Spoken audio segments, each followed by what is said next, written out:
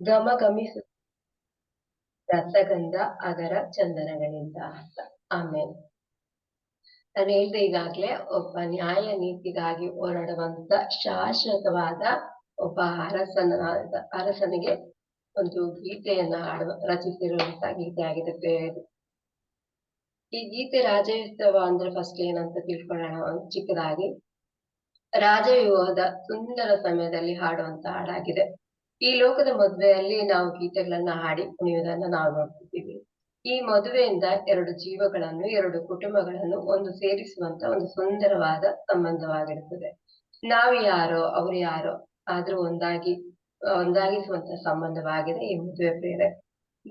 ನಾವು ದೇವರಲ್ಲಿ ಪ್ರಾರ್ಥಿಸುವಾಗ ಯಾವಾಗ್ಲೂ ಹೇಳ್ತೇವೆ, ಎಲ್ಲೋ ಇದ್ದ ನಮ್ಮನ್ನು ಹೇಗೋ ಇದ್ದ ನಮ್ಮನ್ನು ಒಟ್ಟುಗೂಡಿಸಿ ಒಂದು ಕುಟುಂಬವನ್ನಾಗಿ ಮಾರ್ಪಡಿಸುವಂತದ್ದು ಅಂತ. ದೇವರಲ್ಲಿ ನಾವು ಒಂದುಗೂಡಿದಾಗ ಒಂದು ಕುಟುಂಬವಾಗಿ ಆಗಿದ್ದೀವಿ ಅಂತ. ಅದೇ ತರ ಈ ಮದುವೆ ನಮ್ಮ ಮನೆಗಳಲ್ಲಿ ಹಬ್ಬದ ವಾತಾವರಣ ಇರುತ್ತದೆ. ನಮ್ಗೆಲ್ಲ ಗೊತ್ತು, ಕ್ರಿಸ್ಮಸ್ ಹಬ್ಬದಲ್ಲಿ ನಮ್ಮ ಮನೆಗಳಲ್ಲಿ ಇದ್ದಂತ ಸಡಗರ ಸಂಭ್ರಮ ಹೇಗಿತ್ತು ಅಂತ. ಇದೇ ರೀತಿ ಸ್ವರ್ಗದಲ್ಲಿ ಒಂದು ಮದುವೆ ನಡೆಯುತ್ತದೆ ಬೇರೆ. ದೇವರನ್ನು ನಮ್ಮೆಲ್ಲರನ್ನು ಒಂದುಗೂಡಿಸುವ ಒಂದು ಅದ್ಭುತವಾದ ರಾಜಯೋತ್ಸವ ಅದೇ ಈ ಒಂದು ಮದುವೆ ಆಗಿದೆ ಬೇರೆ. ನಾವು ಲೋಕದ ಮದುವೆಯನ್ನ ವರ್ಣಿಸುವ ಬದಲು ಇಲ್ಲಿ ರಾಜನ ಒಂದು ದೇವರ ಒಂದು ಸ್ವರ್ಗದಲ್ಲಿ ನಡೆಯುವಂತ ಮದುವೆ ಆಗಿದೆ ಈ ಮದುವೆಯ ವಿವರಣೆ ನಾನು ಹೇಳಿದೆ. ಪ್ರಕಟಣೆ 19:5 ಸ್ವರ್ಗೀಯ ಸಂಭ್ರಮಕ್ಕೆ ಆಮಂತ್ರಣ ಅಂತ. ಸ್ವರ್ಗೀಯ ಸಂಭ್ರಮ ನನಗೆ ಹೇಳಿದೆ, ಒಂದು ಕ್ರಿಸ್ಮಸ್ ಹಬ್ಬದ ಸಂಭ್ರಮನೂ ಆಗಿರ್ಬೋದು, ಮದುವೆಯ ಒಂದು ಸಂದರ್ಭನೂ ಆಗಿರ್ಬೋದು. ಅವಾಗ ಇರುವಂತ ಒಂದು ಸಂದರ್ಭದಲ್ಲಿ ಇರುವಂತಹ ಒಂದು ಅದ್ಭುತವಾದ ಕ್ಷಣಗಳು. ಆಮಂತ್ರಣಕ್ಕೆ ಪ್ರಕಟಣೆ 19:6 ಸ್ವರ್ಗದಲ್ಲಿ ಸಂಭ್ರಮ. ಇದನ್ನು ಫುಲ್ ಓದಿದಾಗ ಅದ್ರಲ್ಲಿ ಏನೆಲ್ಲ ಇದೆ ಅಂತ ಅರ್ಥ ಆಗುತ್ತೆ. ನಾನು ಕೆಲವೊಂದನ್ನು ಮಾತ್ರ ಹಚ್ಕೊಂಡಿದ್ದೀನಿ ಬೇರೆ. ಪ್ರಕಟಣೆ 19:6 ತರುವಾಯ ನನಗೆ ಮತ್ತೊಂದು ಧ್ವನಿ ಕೇಳಿಸಿತು. ಅದು ದೊಡ್ಡ ಜನ ಸಮೂಹದ ಆರ್ಭಟದಂತೆಯೂ ಗೋರ್ಗರೆಯುವ ಜಲಸಮೂಹದ ಮೊರೆತದಂತೆಯೂ ಭಾರಿ ಗುಡುಗಿನ ಗರ್ಜನೆಯಂತೆಯೂ ಇತ್ತು. ಅದು ಇಂತೆಂದಿತು, ಹಲ್ಲೆಲೂಯಾ, ಸರ್ವಶಕ್ತ ನಮ್ಮ ಪ್ರಭು ದೇವ ರಾಜ ಬಾಳುತ್ತಿಹನು. ಬಂದಿದೆ ಯಜ್ಞದ ಕುರಿಮರಿಯ ಶುಭ ವಿವಾಹ. ಇದ್ದಳಿಗಳು ಮದುಮಗಳು ಶೃಂಗಾರ ರಹಿತ. ಸಂತೋಷಿಸೋಣ, ಸಂಭ್ರಮಿಸೋಣ, ಆತನ ಮಹಿಮೆಯನ್ನು ಕೀರ್ತಿಸೋಣ ಅಂತ ಪ್ರೇಯರ್. ಇಲ್ಲಿ ದೊಡ್ಡ ಆರ್ಭಟ ಅಂತೆ.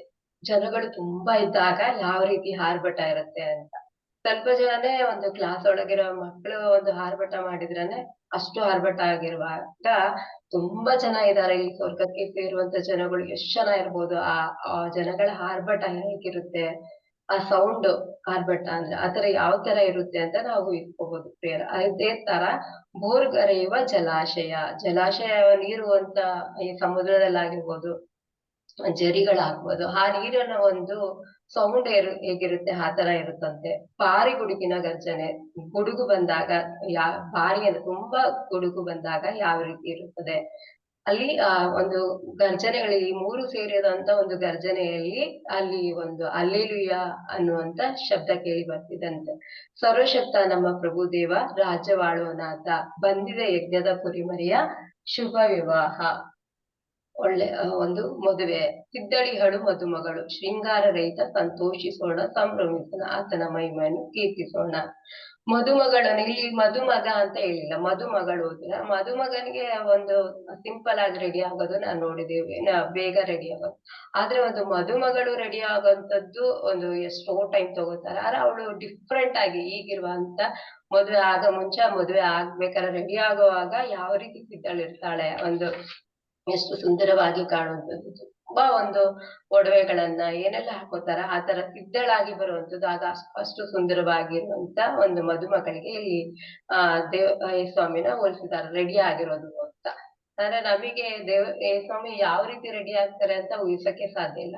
ಆದ್ರೆ ಎಕ್ಸಾಂಪಲ್ ಆಗಿ ಇದೊಂದು ಕೊಟ್ಟಿದ್ದಾರೆ ಅಂತ ನನಗೆ ಅನಿಸುತ್ತೆ. ಅದೇ ಪ್ರಕಟಣೆ 19:9 ಅನಂತರ ದೇವದೂತನು ಯಜ್ಞದ ಕುರಿಮರಿಯ ವಿವಾಹ ಔತಣಕ್ಕೆ ಆಹ್ವಾನಿತರು ಭಾಗ್ಯವಂತರು ಎಂದು ಬರೆ ಅಂತ ಒಬ್ಬ ದೇವದೂತರು ಹೇಳ್ತಿದ್ದಾರೆ. ಆ ಒಂದು ದೇವದೂತರ ಮದುವೆ ಸ್ವಾಮಿಯ ಒಂದು ಮದುವೆ ಔತಣದಲ್ಲಿ ನಾವು ಸೇರಲು ನಾವು ಭಾಗ್ಯವಂತರು. ಯಾರು ಭಾಗ್ಯವಂತರು ಅವರ ಹೆಸರುಗಳನ್ನ ಬರೀರಿ ಅಂತ ಇಲ್ಲಿ ಒಬ್ಬ ದೇವದೂತರನ್ನೇ ಹೇಳ್ತಾ ಇದ್ದಾರೆ. ಆ ನಾವು ಯೇಸ್ವಾಮಿಯೊಡನೆ ಸಂಬಂಧದಲ್ಲಿ ಇದ್ದಾಗ ಮಾತ್ರ ಈ ಔತಣಕ್ಕೆ ದೇವರ ಕರೆಯಲು ದೇವರ ಮದುವೆ ಕರೆಯಲು ಸಾಧ್ಯ ಪ್ರೇರೆ. ನಾವು ಪಾಲ್ಗೊಳ್ಳಲು ಆ ಒಂದು ಮದುವೆಯಲ್ಲಿ ಸಾಧ್ಯ. ಈ ಸಂಬಂಧದಲ್ಲಿ ಇರ್ಬೇಕಾದ್ರೆ ನಾವ್ ಏನೆಲ್ಲ ಮಾಡ್ಬೇಕು? ದೇವರ ಪ್ರೀತಿ ಪಾತ್ರರಾಗಲು ನಾವು ದೇವರ ಚಿತ್ತಾನುಸಾರ ಜೀವಿಸುವವರು ಆಗಿರ್ಬೇಕು ಪ್ರಿಯರೇ. ಲೋಕದ ಮದ್ವೆಗೆ ಕರ್ದಿಲ್ಲ ಅಂದ್ರೆ ನಮಗೆಲ್ಲ ನೋವಾಗುತ್ತೆ. ಆದ್ರೆ ನಾವು ಒಂದು ಅವರ ಸಂಬಂಧದಲ್ಲಿದ್ದಾಗ ಆ ಒಂದು ಮದ್ವೆ ಕರಿತಿದ್ದಾರೆ ಅಂದ್ರೆ ನಾವು ಅವ್ರಿಗೆ ಸಂಬಂಧವಾಗಿರ್ಬೇಕು ಅಥವಾ ತುಂಬಾ ಕ್ಲೋಸ್ ಆಗಿರ್ಬೇಕು. ಅವ್ರು ಮಾತ್ರ ನಮ್ಮನ್ನ ಕರಿಯೋದು. ಆದ್ರೆ ಒಂದು ದೇವರ ಲೋಕದ ಒಂದು ಮದುವೆಗೆ ನಾವು ಆ ಕರಿಬೇಕು ಅಂದ್ರೆ ನಾವೆಷ್ಟೆಲ್ಲಾ ಸಿದ್ಧರಾಗಿರ್ಬೇಕು ಅಂತ ನಾವು ಇಟ್ಕೋಬೇಕು. ಅದು ಶಾಶ್ವತವಾದ ಒಂದು ಮದ್ವೆ ಮದುವೆ ಔತಣ ನಿರಂತರವಾಗಿ ಅಲ್ಲಿರುವಂತದ್ದು. ನಾವು ಬೇರೆಯವ್ರ ಲೋಕದ ಮದುವೆಗೆ ಹೋದ್ರೆ ಅಲ್ಲಿಂದ ಹೋಗಿ ಮುಗಿಸ್ಕೊಂಡ್ ಬಂದ್ಬಿಡ್ತೀವಿ. ಆದ್ರೆ ಈ ಮದುವೆಗೆ ನಾವು ಶಾಶ್ವತವಾಗಿ ಅಲ್ಲೇ ಇರುವಂತದ್ದು, ಉಳ್ಕೊಳ್ಳುವಂತದ್ದು ಮದುವೆ. ಆ ಒಂದು ಮದುವೆಗೆ ನಾವು ಯಾವ ರೀತಿ ಸಿದ್ಧರಾಗಿರ್ಬೇಕು ಅಂತ ನಾವು ಯೋಚಿಸ್ಬೇಕು ಪ್ರಿಯರೇ. ಈಗ 45 ವಾಕ್ಯಕ್ಕೆ ಉಜ್ವಲ ಯೋಚನೆಯೊಂದು ತುಡುಕುತ್ತಿದೆ ಮನದಲ್ಲಿ, ರಚಿಸಲಿರುವೆ ಮಹಾರಾಜನಿಗೊಂದು ಗೀತಾಂಜಲಿ, ನನ್ನ ಜೀವೆ ಸಜ್ಜಾದ ಬರಹಗಾರನ ಲೇಖನಿ ಅಂತ ಇದೆ. ಉಜ್ವಲ ಅಂದ್ರೆ ಒಂದು ಪ್ರಕಾಶಮಯ, ಆಮೇಲೆ ಒಂದು ತುಂಬಿ ತುಳುಕುವಂಥದ್ದು. ನನ್ನ ಮನದಲ್ಲಿ ರಚಿಸಲಿರುವೆ ಮಹಾರಾಜನಿಗೊಂದು ಗೀತಾಂಜಲಿ. ನನ್ನ ಮನಸ್ಸಾರ ಅದನ್ನ ಹೇಳಕ್ಕಾಗಲ್ಲ. ಉಬ್ಬಿ ಹರಿಯುವಂತ ದೇವರಿಗೆ ಒಂದು ಹೊಗಳುವಂಥದ್ದು ಸಾಧಾರಣ ವಿಷಯನೇ ಇಲ್ಲ. ಆತರ ಅವರಿಗೆ ಒಂದು ಮಹಾರಾಜನಿಗೆ ಗೀತೆಯನ್ನ ಬರೆದಿದ್ದಾರೆ. ಆವಾಗ ನನ್ನ ನಾಲಿಗೆ ಯಾವಾಗ್ಲೂ ರೆಡಿ ಆಗಿದೆ ಅಂತ ಈ ಒಂದು ಕೀರ್ತನೆ ತಿಳಿಯಪಡಿಸಿದೆ ಪ್ರೇರೆ. ಈ ವಾಕ್ಯಕ್ಕೆ ಕೀರ್ತನೆ 3:3 ಇದೆ. ನೀನಾದರೂ ಪ್ರಭು ನನಗೆ ರಕ್ಷೆ, ವಿಜಯದಾತ, ನಾನು ತಲೆ ಎತ್ತಿ ನಡೆಯುವಂತೆ ಮಾಡೋನಾಥ. ನೀವೊಬ್ರೇ ಪ್ರಭು ನನ್ನನ್ನ ವಿನ್ ಆಗುವಂತ ತಲೆ ಎತ್ತಿ ನಡೆಯುವಂತೆ ಮಾಡೋರು ನೀವೊಬ್ರೇ ಆಗಿದ್ದೀರಿ ಪ್ರಿಯರೇ. ನೀವೊಬ್ರೇ ಆಗಿದ್ದೀರ ದೇವ್ರೆ ಅಂತ ಈ ಕೀರ್ತನೆ ತಿಳಿಯಪಡ್ತಿದೆ ಪ್ರಿಯರೇ. ಸ್ವರ ಎತ್ತಿ ಎನ್ನ ಪ್ರಭುವಿಗೆ ನಾ ಮೊರೆ ಇಡುವೆನು. ಸ್ವರ ಎತ್ತಿ ನಾನ್ ದೇವರಿಗೆ ಮೊರೆ ಇಡ್ತೇನೆ. ನಾನು ಎಲ್ಲಾನು ಕೇಳೋದು ಈ ಸ್ವಾಮಿ ಹತ್ರ. ಅದು ಅದನ್ನು ಸರಿ ಮಾಡೋದು, ಸರಿಪಡಿಸ್ಕೊಡೋದು, ಮಾಡಲು ಶಕ್ತರಾಗಿರೋದು ಈ ಸ್ವಾಮಿ ಮಾತ್ರ ಅಂತ ಈ ಒಂದು ವಾಕ್ಯ ತಿಳಿಯಪಡಿಸ್ತಿದೆ. ದಾವಿದರಸ ಕೀರ್ತನೆಗಳೇನು ಎಷ್ಟು ಬರ್ದಿದಾರೋ ಗೊತ್ತಿಲ್ಲ. ಆದ್ರೆ ನಮ್ಗೆ ಸಿಕ್ಕಿರೋದು 150 ಅಂತ ಅನ್ಕೋತೀನಿ. ದಾವಿದರಸನ ನಾಲ್ಗೆ ಯಾವಾಗ್ಲೂ ಸಿದ್ಧವಾಗಂತೆ ಅವರನ್ನು ಕೀರ್ತಿಸಿ ಹೊಗಳಿ ಕೊಂಡಾಡಲು. ದೇವರನ್ನ ಎಷ್ಟು ಕೊಂಡಾಡಿದ್ರು ಸಾಲಲ್ಲ ಪ್ರಿಯರೇ. ಈ ಲೋಕದಲ್ಲಿ ಆ ಹೊಗಳಿಕೆಗೆ, ಶಾಶ್ವತವಾದ ಹೊಗಳಿಕೆಗೆ ಪಾತ್ರರಾಗಿರೋದು ಈ ಸ್ವಾಮಿ ಮಾತ್ರ. ಜನರಿಗೆ ಹೊಗಳ್ತೀವಿ, ಆದ್ರೆ ಅವರ ಒಂದು ಪರಿಸ್ಥಿತಿ ಅವ್ರಿಗೆ ಏನಾರೆ ಕಷ್ಟ ಆದಾಗ ಅವ್ರು ಎಷ್ಟೋ ಒಳ್ಳೇದ್ ಮಾಡಿರ್ತಾರೆ. ಒಂದೇನಾರೆ ಕೆಟ್ಟದಾಗಿ ಮಾಡಿದಾನೆ ಅಥವಾ ಅವ್ರಿಗೆ ಮಾಡಕ್ ಸಾಧ್ಯ ಇಲ್ಲ ಅಂದ್ರೆ ನಾವು ಅವರನ್ನ ತೆಗಿಳ್ತಾವಿ. ಆದ್ರೆ ಅವರಿಗೆ ಮಾಡಕ್ಕೆ ಅಸಾಧ್ಯ ಆದ್ರೆ ಮನುಷ್ಯನಿಂದ ಏನೂ ಆಗಲ್ಲ. ಆದ್ರೆ ದೇವರಿಂದ ಶಾಶ್ವತವಾದ ಒಂದು ಕೃಪೆ, ಶಾಶ್ವತವಾದ ಎಲ್ಲ ಉಡುಗೊರೆ ಈ ಸ್ವಾಮಿಯಿಂದ ಮಾತ್ರ ಸಿಗುತ್ತದೆ. ಅದಕ್ಕೆ ಅವರು ಹೊಗಳಿಕೆಗೆ ಪಾತ್ರರಾಗಿರೋದು ಈ ಸ್ವಾಮಿ ಮಾತ್ರ ಅಂತ ನನಗೆ ಯಾವಾಗ್ಲೂ ಅನ್ನಿಸ್ತಿರುತ್ತೆ. ಆ ಜನಗಳಿಗೆ ನಾವ್ ಯಾವತ್ತೂ ಏನು ಹೇಳ್ಬಾರ್ದು. ಅವ್ರಿಗ್ ಮಾಡಕ್ಕಾಗಲ್ಲ, ಅವ್ರ ಹಂಗ್ ಮಾಡಿಲ್ಲ, ಹಿಂಗ್ ಮಾಡಿಲ್ಲ. ಎಷ್ಟೋ ಜನ ಒಂದು ಕಷ್ಟದಲ್ಲಿರುವಾಗ ಹೆಲ್ಪ್ ಮಾಡಿದಾಗ ಅವ್ರು ಇನ್ನೊಂದ್ಸಲ ಅವ್ರು ಮಾಡ್ಲಿಲ್ಲ ಅಂದ್ರೆ ನಮ್ಮ ಒಂದು ಮಾತು, ಅಯ್ಯೋ ಅವ್ರಿಗೆ ಆಗಲ್ಲ, ಅವ್ರಿಗೆ ಏನಾರ ಹೇಳ್ಬಿಡೋದು ಅದೆಲ್ಲ ಸ್ವಾಮಿಗೆ ನಾವ್ ಯಾರು ಯಾವ ಸಮಯಕ್ಕೆ ಏನನ್ನ ಕೊಡ್ಬೇಕು ಅದೆಲ್ಲನ ಈ ಸ್ವಾಮಿ ಕೊಟ್ಟೆ ಕೊಡ್ತಾರೆ. ಆದ್ರೆ ಶಾಶ್ವತವಾಗಿ ಕೊಡಕ್ಕಾಗಿರೋ ಶಕ್ತರು ಅವರೊಬ್ರೆ ಅಂತ ಈ ವಾಕ್ಯದಲ್ಲಿ ತಿಳಿಯ ಬರುತ್ತದೆ ಪ್ರೇರೆ. ನರಮಾನವರೊಳು ನೀ ಸುರ ಸುಂದರ 2ನೇ ಕೀರ್ತನೆಯಲ್ಲಿ ನಿನ್ನ ಮುಖ ಸಮುದ್ರ, ದೇವಾನುಗ್ರಹ ನಿನಗಿದೆ ನಿರಂತರ ಅಂತ. ಮಾನವರೊಳು ನೀನ್ ಸುರ ಸುಂದರ. ಮಾನವ ನೋಡಿದ್ರೆ ಎಷ್ಟೋ ಜನ ನೋಡಕ್ಕೆ ತುಂಬಾ ಸುಂದರವಾಗಿರ್ತಾರೆ, ನೋಡಿದ್ರೆ ಪುನಃ ಪುನಃ ನೋಡ್ಬೇಕು ಆತರ ಒಬ್ಬ ಸುರ ಸುಂದರನ ಸೃಷ್ಟಿ ಮಾಡಿರುವಂತ ದೇವರು ಎಷ್ಟು ಸುಂದರವಾಗಿದ್ದಾರೆ ಆಗಿರ್ಬೋದು ಅಂತ ನಾವು ಇಟ್ಕೋಬೇಕು. ಈಗ ನಾವು ಫೋಟೋ ಎಲ್ಲ ನೋಡ್ತಾ ಇರ್ತೀವಿ, ಆದ್ರೆ ಆ ಫೋಟೋದಲ್ಲಿ ಇರೋ ಅಷ್ಟು ಸುಂದರವಾಗಿದ್ದಾರೆ. ಆದ್ರೂ ಅವರು ನಿಜ ರೂಪದಲ್ಲಿ ಎಷ್ಟು ಸುಂದರವಾಗಿದ್ದಾರೆ ಅಂದಾಗ ಅವ್ರು ಬಂದಾಗ ನೋಡ್ಬೇಕು. ಅದು ನಮ್ಮೆಲ್ಲರ ಆಸೆ ಆಗಿರ್ಬೇಕು ಪ್ರೇರೆ. ಅತ್ಯಂತ ಮಧುರ ಅವರ ಮುಖವಾಣಿ ಅಂತ, ಅವರ ಮಾತು ಅಷ್ಟು ಸುಂದರವಾಗಿದೆ ಅಂತ ಈ ಕೀರ್ತನೆ ತಿಳಿಯಪಡಿಸಿದೆ ಪ್ರೇರೆ. ಅದು ಮೋಶೆಯ ಒಂದು ಉದಾಹರಣೆ ತಗೋಬಹುದು. ಅವರು ಸ್ವಾಮಿ ದೇವ್ರ ಹತ್ರ ಮಾತಾಡಿ ಅವರ ಪ್ರಸನ್ನತೆಯಲ್ಲಿ ಬಂದಾಗ ಅವರ ಮುಖ ಕಾಂತಿ ಅಷ್ಟು ಚೆನ್ನಾಗಿತ್ತು ಅಂದ್ರೆ ಹಾಗಾದ್ರೆ ದೇವರು ಎಷ್ಟು ಮುಖ ಕಾಂತಿ ಆಗಿರ್ಬೋದು ಅಂತ ನಾವಿಲ್ಲಿ ಊಹಿಸ್ಕೋಬಹುದು. ಈ ವಾಕ್ಯಕ್ಕೆ ಲೂಕ 4:22 ಬೇರೆ ಯೇಸ್ವಾಮಿ ಯೆಶಾಯನ ಗ್ರಂಥ ಓದಿ ವಿವರಿಸುವಾಗ ಎಲ್ಲರೂ ಅವರನ್ನು ಬಹಳವಾಗಿ ಮೆಚ್ಚಿಕೊಂಡರು. ಅವರ ಬಾಯಿಂದ ಬಂದ ಮಧುರ ಮಾತುಗಳನ್ನು ಕೇಳಿ ಅಚ್ಚರಿಗೊಂಡು ದೇವರಾತ್ಮ ನನ್ನ ಮೇಲಿದೆ ಅನ್ನುವ ವಾಕ್ಯದಲ್ಲಿದೆ ಪ್ರೇಯರೆ. ಆ ಯೇಸ್ವಾಮಿ ಮೇಲೆ ಪವಿತ್ರಾತ್ಮರು ಬಂದಾಗ ಅವರ ವಾಣಿ ಅಷ್ಟು ಚೆನ್ನಾಗಿತ್ತಂತೆ, ಅವರ ಮಾತು ಚೆನ್ನಾಗಿತ್ತಂತೆ ಅಂತ ಈ ವಾಕ್ಯ ಹೇಳ್ಬೇಕಾರೆ ಯೇಸ್ವಾಮಿನೇ ದೇವರ ಪುತ್ರ, ಅವರಿಗೊಂದು ಪವಿತ್ರಾತ್ಮರ ವರ ಬಂದಾಗ ಮಾತ್ರ ಅವರ ಮಾತು ಅಷ್ಟು ಸುಂದರವಾಗಿತ್ತು ಅಂದಾಗ ನಮ್ಮಲ್ಲಿ ಕೆಲವೊಂದ್ಸಲ ಆ ಆ ನಾನು ಎಷ್ಟೋ ಸಲ ಓದಿರಲ್ಲ ಇದು ಓದದೆ ಊರಿಗೆಲ್ಲ ಹೋದಾಗ ನಾನು ಜಾಯ್ ಬ್ರದರ್ಗೆ ಯಾವಾಗ ಹೇಳಿದೀನಿ, ಬ್ರದರ್ ಇದು ಓದಿಲ್ಲ ಓದಕ್ ಆಗಿಲ್ಲ ಅಂತ ಹೇಳಿದಾಗ ನಾನು ಎಲ್ಲೆಲ್ಲೋ ಊರಿಗೆ ಅಲ್ಲಿ ಇಲ್ಲಿ ಹೋಗ್ ಬಂದಾಗ ಓದಕ್ ಆಗದೆ ಅಥವಾ ಅದನ್ನ ಬುಕ್ ಎಲ್ಲ ಮರ್ತೋಗಿ ಹಂಗೆಲ್ಲಾ ಮಾಡಿದಾಗ ಯಾವುದೋ ಒಂದು ಪ್ರಸನ್ನತೆಯಿಂದ ಒಂದು ಕೃಪಾವರದಿಂದ ನಾವು ಅದು ಹೇಳುವಂತ ಒಂದು ಭಾಗ್ಯ, ಪವಿತ್ರಾತ್ಮರು ನಮ್ಮಲ್ಲಿ ಇದ್ದಾಗ ನಮ್ಮಲ್ಲಿ ಬಂದಾಗ ಅವರಲ್ಲಿ ನಾವು ಕೇಳ್ಕೊಂಡಾಗ ನಮ್ಮ ಮಾತುಗಳು ನಿಜವಾಗ್ಲೂ ಪವಿತ್ರಾತ್ಮರಿಂದ ತುಂಬಿದಾಗ ಮಾತ್ರ ನಮ್ಮ ಮಾತುಗಳು ಮಧುರವಾಗಿರುತ್ತೆ. ಇಲ್ಲಾರೆ ಅದಕ್ಕೂ ನಮ್ಮ ಕೊಟ್ಟಿರೋದಿಕ್ ಅಥವಾ ನಾವು ಮಾತಾಡಿದ್ದಕ್ಕೂ ಸಂಬಂಧ ಇಲ್ಲದಂತೆ ನಮ್ಮ ಶಕ್ತಿಯಿಂದ ಏನು ಸಾಧ್ಯ ಇಲ್ಲ. ಪವಿತ್ರಾತ್ಮರಿಂದ ತುಂಬದಾಗ ಇದೆಲ್ಲ ಸಾಧ್ಯ. ದೇವರ ಪುತ್ರನಿಗೆ ಆ ಒಂದು ವರದಿಂದ ಅವರು ಅಷ್ಟು ಚೆನ್ನಾಗಿ ಮಧುರವಾಗಿ ಮಾತು, ಅವರ ಮುಖ ಅಷ್ಟು ಪ್ರಸನ್ನತೆ ಅಂದಾಗ ನಮ್ಮಲ್ಲೂ ಈ ಒಂದು ಯೋಗ್ಯತೆ ದೇವರು ನಮಗೂ ಕೊಟ್ಟಿದ್ದಾರೆ. ಪವಿತ್ರಾತ್ಮರಿಂದ ನಮ್ಮನ್ನು ತುಂಬಿದ್ದಾರೆ. ನಾವು ಎಲ್ಲಾನು ಮಾಡಕ್ಕೆ ಸ್ವಾಮಿ ಈ ತರನೇ ಅವ್ರು ಹೇಳಿ ಸ್ವಾಮಿ ನನಗಿಂತ ಅದ್ಭುತ ಕಾರ್ಯ ಮಾಡ್ತೀಯಾ ಅಂತೆಲ್ಲ ದೇವರು ನಮಗೆ ಊರಿಗಿಂತ ದೊಡ್ಡ ಒಂದು ಮಾಡುವ ಪವಾಡಗಳನ್ನಾಗ್ಲಿ ಒಂದು ಪ್ರಸನ್ನತೆ ಎಲ್ಲಾನು ದೇವರು ಕೃಪಾವರ ನಮಗೆ ಕೊಟ್ಟಿದ್ದಾರೆ ಅಂತ ಈ ವಾಕ್ಯದಲ್ಲಿ ಬರುತ್ತೆ ಪ್ರಿಯರೇ. ದೇವರ ದೇವರ ಒಂದು ವಾಕ್ಯಕ್ಕೆ ದಾಹಗೊಂಡಾಗ ದೇವರ ಆತ್ಮವು ನಮ್ಗೆ ಎಲ್ಲ ಸಹಾಯ ಮಾಡುತ್ತೆ ಅಂತ ನಾವು ತಿಳ್ಕೊಬಹುದು. ಇದಕ್ಕೆ ಜ್ಞಾನೋಕ್ತಿ 21:11 ಕವಿ ಮಾತಿನಿಂದ ಅರಸನ ಗೆಳೆತನ ಪಡೆಯಬಹುದು, ಆದರೆ ಸರ್ವೇಶ್ವರ ಬಯಸುವುದು ಅಂತರಂಗ ಶುದ್ಧಿಯನ್ನು ಎನ್ನುವ ವಾಕ್ಯ ಇದೆ ಪ್ರೇರೆ. ನಾವು ಏನಾದ್ರೆ ಮಾಡಿ ಇವಾಗ ಮಾತಾಡಿ ಏನೋ ತುಂಬಾ ಜನ ಅಷ್ಟೇ ಮಾತಲ್ಲಿ ಮರುಳು ಮಾಡುವಂತ ತುಂಬಾ ಜನ, ಅದು ಬಿಸ್ನೆಸ್ ಮಾಡೋರಿಗೆ ತುಂಬಾ ಟೆಕ್ನಿಕ್ ಇರುತ್ತೆ ಅದು. ನಾವೆಲ್ಲರ ಅಂಗಡಿಗೆಲ್ಲ ಹೋದಾಗ ಅವರ ಮಾತಲ್ಲಿ ಅವರು ಸೇಲ್ ಮಾಡ್ತೀವಿ ಏನ್ ಸೇಲ್ ಮಾಡಿದ್ರೆ ಅದನ್ನ ತಗೋಬಿಡ್ಬೋದು, ಅಷ್ಟು ಒಂದು ಅವ್ರದ್ದು ಮಾತಿನ ಚಮತ್ಕಾರ ಆಗ್ತಾ ಇರುತ್ತೆ. ಆದ್ರೆ ಅದನ್ನೆಲ್ಲ ದೇವರು ಮೆಚ್ಕೊಳ್ಳಲ್ಲ, ಮನುಷ್ಯನನ್ನ ಮೆಚ್ಕೋಬಹುದು ಆದ್ರೆ ದೇವ್ರು ಅದನ್ನೆಲ್ಲ ಮೆಚ್ಕೊಳ್ಳಲ್ಲ ಅಂತ ಈ ವಾಕ್ಯ ತಿಳಿಯಪಡಿಸಿದೆ ಪ್ರೇರೆ. ಇನ್ನೊಂದು ಅಕ್ಬರ್ ಬೀರಬಲ್ಲಂದ ಸ್ಟೋರಿ ಇದೆಯಲ್ಲ, ಬೀರಬಲ್ಲ ಅಕ್ಬರನಿಗೆ ಮೆಚ್ಚಿಸುವಂತ ಅರಸನಿಗೂ ಅಂತ ಇಲ್ಲಿದೆಯಲ್ಲ, ಅದಕ್ಕೆ ಅರಸನ ಗೆಳೆತನ ಪಡೆಯಬಹುದು ಆದರೆ ಸರ್ವೇಶ್ವರ ಬಯಸು ಅಂತರಂಗ. ಅರಸನ ಅಂದ್ರೆ ಅಕ್ಬರ ಬೀರಬಲ್ಲನ್ ಸ್ಟೋರಿ ಗೊತ್ತು. ಅಕ್ಬರನಿಗೆ ಬೀರಬಲ್ಲ ಅವರಿಗೆ ಇರುವಂತಹ ಎಲ್ಲ ಸಂದೇಹಗಳನ್ನ ನಿವಾರಣೆ ಮಾಡುವಂತದ್ದು, ಅವರು ರಾಜನಿಗೆ ಮೆಚ್ಚುಗೆ ಆಗುವಂತ ಒಂದು ಮಂತ್ರಿ ಆಗಿರ್ತಾನೆ ಆತರ. ಆದ್ರೆ ಅದೆಲ್ಲ ಮನುಷ್ಯನಿಗೆ ಮಾತ್ರ ಸಾಧ್ಯ, ಆದ್ರೆ ದೇವರಿಗೆ ಯಾವ್ದು ಈ ಮೇಲ್ನೋಟ ಯಾವ್ದು ಇಷ್ಟ ಇಲ್ಲ, ಅಂತರಂಗನ ನೋಡುವುದು. ನಿಜವಾಗ್ಲೂ ನಾನು ಒಂದೊಂದ್ಸಲ ಅನುಭವಿಸಿರೋದು, ನನ್ನ ಈಗ ತಪ್ಪು ಮಾಡಿಲ್ವಾ ಅಂತ ದೇವ್ರಿಗೆ ಮಾತ್ರ ಗೊತ್ತು, ನಾನ್ ನಾಟಕ ಆಡ್ತಿದ್ದೀನ ಇಲ್ವಾ ಅಂತಾನು ದೇವ್ರಿಗೆ ಗೊತ್ತು. ನಾವು ನಾಟಕ ಆಡದೆ ಏನೋ ಮರ್ತೋಗ್ಬಿಟ್ಟು ಅಥವಾ ಒಂದು ನಮ್ಮ ಬಲಹೀನತೆಯಲ್ಲಿ ಇದ್ದಾಗ ಅದನ್ನ ನಿಜವಾಗ್ಲೂ ದೇವರು ಶಕ್ತರಾಗಿ ಅದನ್ನ ನಡ್ಸಿರ್ತಾರೆ. ನಮ್ಗೆ ಗೊತ್ತಿರಲ್ಲ, ನಾನು ಓದಿರಲ್ಲ, ನಾನು ಅದ್ ಮಾಡಿಲ್ಲ ಇದ್ ಮಾಡಿಲ್ಲ, ಆದ್ರೆ ಅದ್ ಯಾಕ್ ಮಾಡಿಲ್ಲ ಅಂತ ಈ ಸ್ವಾಮಿ ಗೊತ್ತಿರುತ್ತೆ. ಅದನ್ನ ನಾನು ನಿರ್ವಹಿಸುವಂತ ದೇವ್ರು ನಿಜವಾಗ್ಲೂ ನನ್ನ ಲೈಫಲ್ಲ ಅದೆಲ್ಲ ತುಂಬಾ ಅನ್ಭವಿಸಿದ್ದೀನಿ ಪ್ರೇರೆ. ಅದಕ್ಕೆ ನಾನು ಇದು ಬೈಬಲ್ ಇಂದ ಓದಿ ಹುಡುಕಿ ಅಂತ ಹೇಳೋಂತಲ್ಲ, ಇದನ್ನ ನಾನು ಓನ್ ಆಗಿ ವಾಕ್ಯಗಳಲ್ಲಿ ಹೇಳ್ಬೋದು. ಅಷ್ಟು ಪ್ರೀತಿ ಸ್ವಾಮಿಯಲ್ಲಿ ನಾನು ಅನುಭವಿಸಿದ್ದೀನಿ ಪ್ರೇರೆ. 45:3 ವಾಕ್ಯಕ್ಕೆ ಕಟ್ಟಿಕೋ ಶೂರನೇ ಪಟ್ಟಗತ್ತಿಯನ್ನು, ಸೊಂಟಕ್ಕೆ ಸಂಭ್ರಮ ಶೋಭೆ ಸಡಗರ ಸಲ್ಲತಕ್ಕವು ನಿನಗೆ.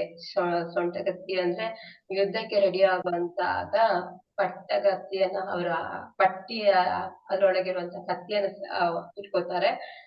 ಶೋಭೆ ಸಡಗರ ಸಂಭ್ರಮ ಎಲ್ಲವೂ ನಿನಗೆ ಸಲ್ಲತಕ್ಕದ್ದು.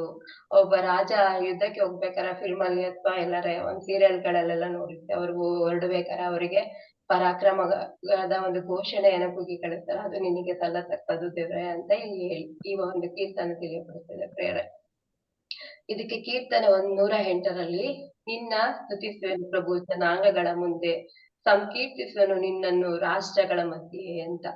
ಜನಗಳ ಮುಂದೆ ಸಂಕೀರ್ತಿಸ್ತೇನೆ ನಿನ್ನನ್ನು, ರಾಷ್ಟ್ರಗಳ ಮಧ್ಯೆ ನಿನ್ನನ್ನು ಹೊಗಳಿ ಕೊಂಡಾಡ್ತೇನೆ ಅಂತ ಹೇಳ್ಬಿಟ್ಟು ಅದಕ್ಕೆಲ್ಲ ಹರ ಸ್ವಾಮಿ ಮಾತ್ರ ಪ್ರಿಯರೇ. ಮೇಲಣ ಲೋಕದಲ್ಲಿ ಮೆರೆಯಲಿ ದೇವ ನಿನ್ನ ಶೋಭೆ, ಭೂಮಂಡಲದೊಳು ಹಬ್ಬಿ ಹರಡಲಿ ನಿನ್ನ ಪ್ರತಿಭೆ. ಮೇಲಣ ಲೋಕ, ಪರಲೋಕ, ಭೂಲೋಕದಲ್ಲಿಯೂ ನಿನ್ನ ಶೋಭೆ ಹರಡಲಿ ಪ್ರಭುವೆ ಅಂತೇಳಿ ದಾವಿದ ರಸ ಇಲ್ಲಿ ತಿಳಿಯಪಡಿಸಿದ ಪ್ರಿಯರೇ.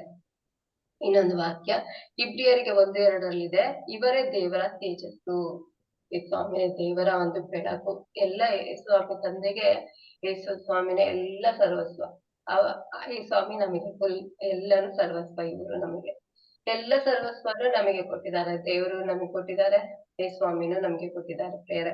ಇವರ ಮುಖಾಂತರ ಸರ್ವಸ್ವಕ್ಕೂ ಇವರ ಮುಖಾಂತರವೇ ಸಮಸ್ತಕ್ಕೂ ಬಾಧ್ಯನಾಗಿ ನೇಮಿಸಿರುವುದು ಇವರನ್ನೇ.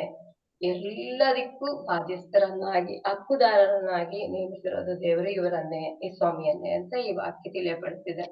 ನಾವು ಅವತ್ತು ಜಯಬ್ರದರ್ ಹೇಳ್ತಾ ಇದ್ರು, ಒಂದು 60 ವರ್ಷದ ಒಂದು ಚೇರಿಗೆ ಒಂದು 25 ವರ್ಷಕ್ಕೆ ಒಂದು ಕೆಲಸ ಸೇರಿದ್ರೆ 35 ವರ್ಷ ಮಾತ್ರ ಆ ಚೇರಲ್ಲಿ ಕೂತಿರ್ತೀವಿ. ಆ ಚೇರಿಗೆ ಬಿಟ್ಕೊಡಕ್ಕೆ ನಾವು ರೆಡಿ ಇರಲ್ಲ. ನಾವು ಅಷ್ಟೇ ಟೀಚರ್ಗಳಾಗಿ ಅಲ್ಲಿ ಮಕ್ಳಿಗೆ ಟೀಚರ್ ಚೇರಲ್ಲಿ ಕುತ್ಕೊಬಿಟ್ರೆ ನಾವು ನಮ್ಮ ಒಂದು ಘನತೆ ಏನೋ ಕಮ್ಮಿ ಆಗ್ಬಿಡ್ತು ಅಂತ ಆ ಮಕ್ಕಳನ್ನ ಇಳಿಸ್ಬಿಡ್ತೀವಿ. ಆ ಒಂದು ಪರಿಸ್ಥಿತಿಯಲ್ಲಿ ಜನಗಳಿರ್ಬೇಕಾರೆ ಅರೆ ಸ್ವಾಮಿ ದೇವಾದಿ ದೇವ ರಾಜ, ದೇವರ ಮಗ, ಲೋಕದ ಒಡೆಯ ಆದ್ರೂ ಅವರು ಆ ಒಂದು ಸ್ಥಾನನ ಬಿಟ್ಟು ನಮಗಾಗಿ ಏನೆಲ್ಲ ಪಟ್ಟಿದ್ದಾರೆ ಅಂತ ಅದು ಹೇಳಕ್ ಸಾಧ್ಯ ಇಲ್ಲ. ಅದು ಅರ್ಥ ಮಾಡ್ಕೊಂಡು ನೋಡಿದವರು, ಆ ಪ್ರೀತಿನ ಅನುಭವಿಸಿದವರಿಗೆ ಮಾತ್ರ ಅರ್ಥ ಆಗುತ್ತೆ ಪ್ರೇರೆ.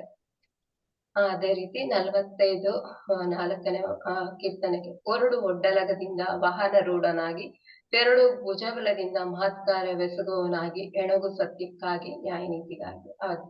ಫಸ್ಟ್ ಹೇಳಿದ ಬೇರೆ ಒಡ್ಡಲಗ ಅಂದ್ರೆ ವಾಹನರೂಢನಾಗಿ ಅದೇ ಯುದ್ಧಕ್ಕೆ ತೆರಳುವಂತ ಒಬ್ಬ ಮಹಾರಾಜ ಭುಜಬಲದಿಂದ ಮಹತ್ಕಾರ್ಯವೆಸಗುವಲ್ಲ, ಮಹತ್ಕಾರ್ಯವನ್ನ ಮಾಡುವಂತ ರಾಜನಿಗೆ, ಸತ್ಯ ನೀತಿಗಾಗಿ ಹೋರಾಡುವಂತ ಒಬ್ಬ ರಾಜನಿಗೆ ರೆಡಿ ಅಂತ ಈ ಒಂದು ಕೀರ್ತನೆ ತಿಳಿಯಪಡಿಸಿದ ಪ್ರಿಯರೇ. ಈ ವಾಕ್ಯಕ್ಕೆ ಯೆಶಾಯ 59:17 ಅವರು ನ್ಯಾಯ ನೀತಿಯನ್ನು ವಜ್ರ ಕವಚವನ್ನಾಗಿ ತೊಟ್ಟುಕೊಳ್ಳುವರು, ರಕ್ಷಣೆ ಎಂಬ ಶಿರಸ್ತ್ರಾಣವನ್ನು ಧರಿಸಿಕೊಳ್ಳುವರು ಅಂತ.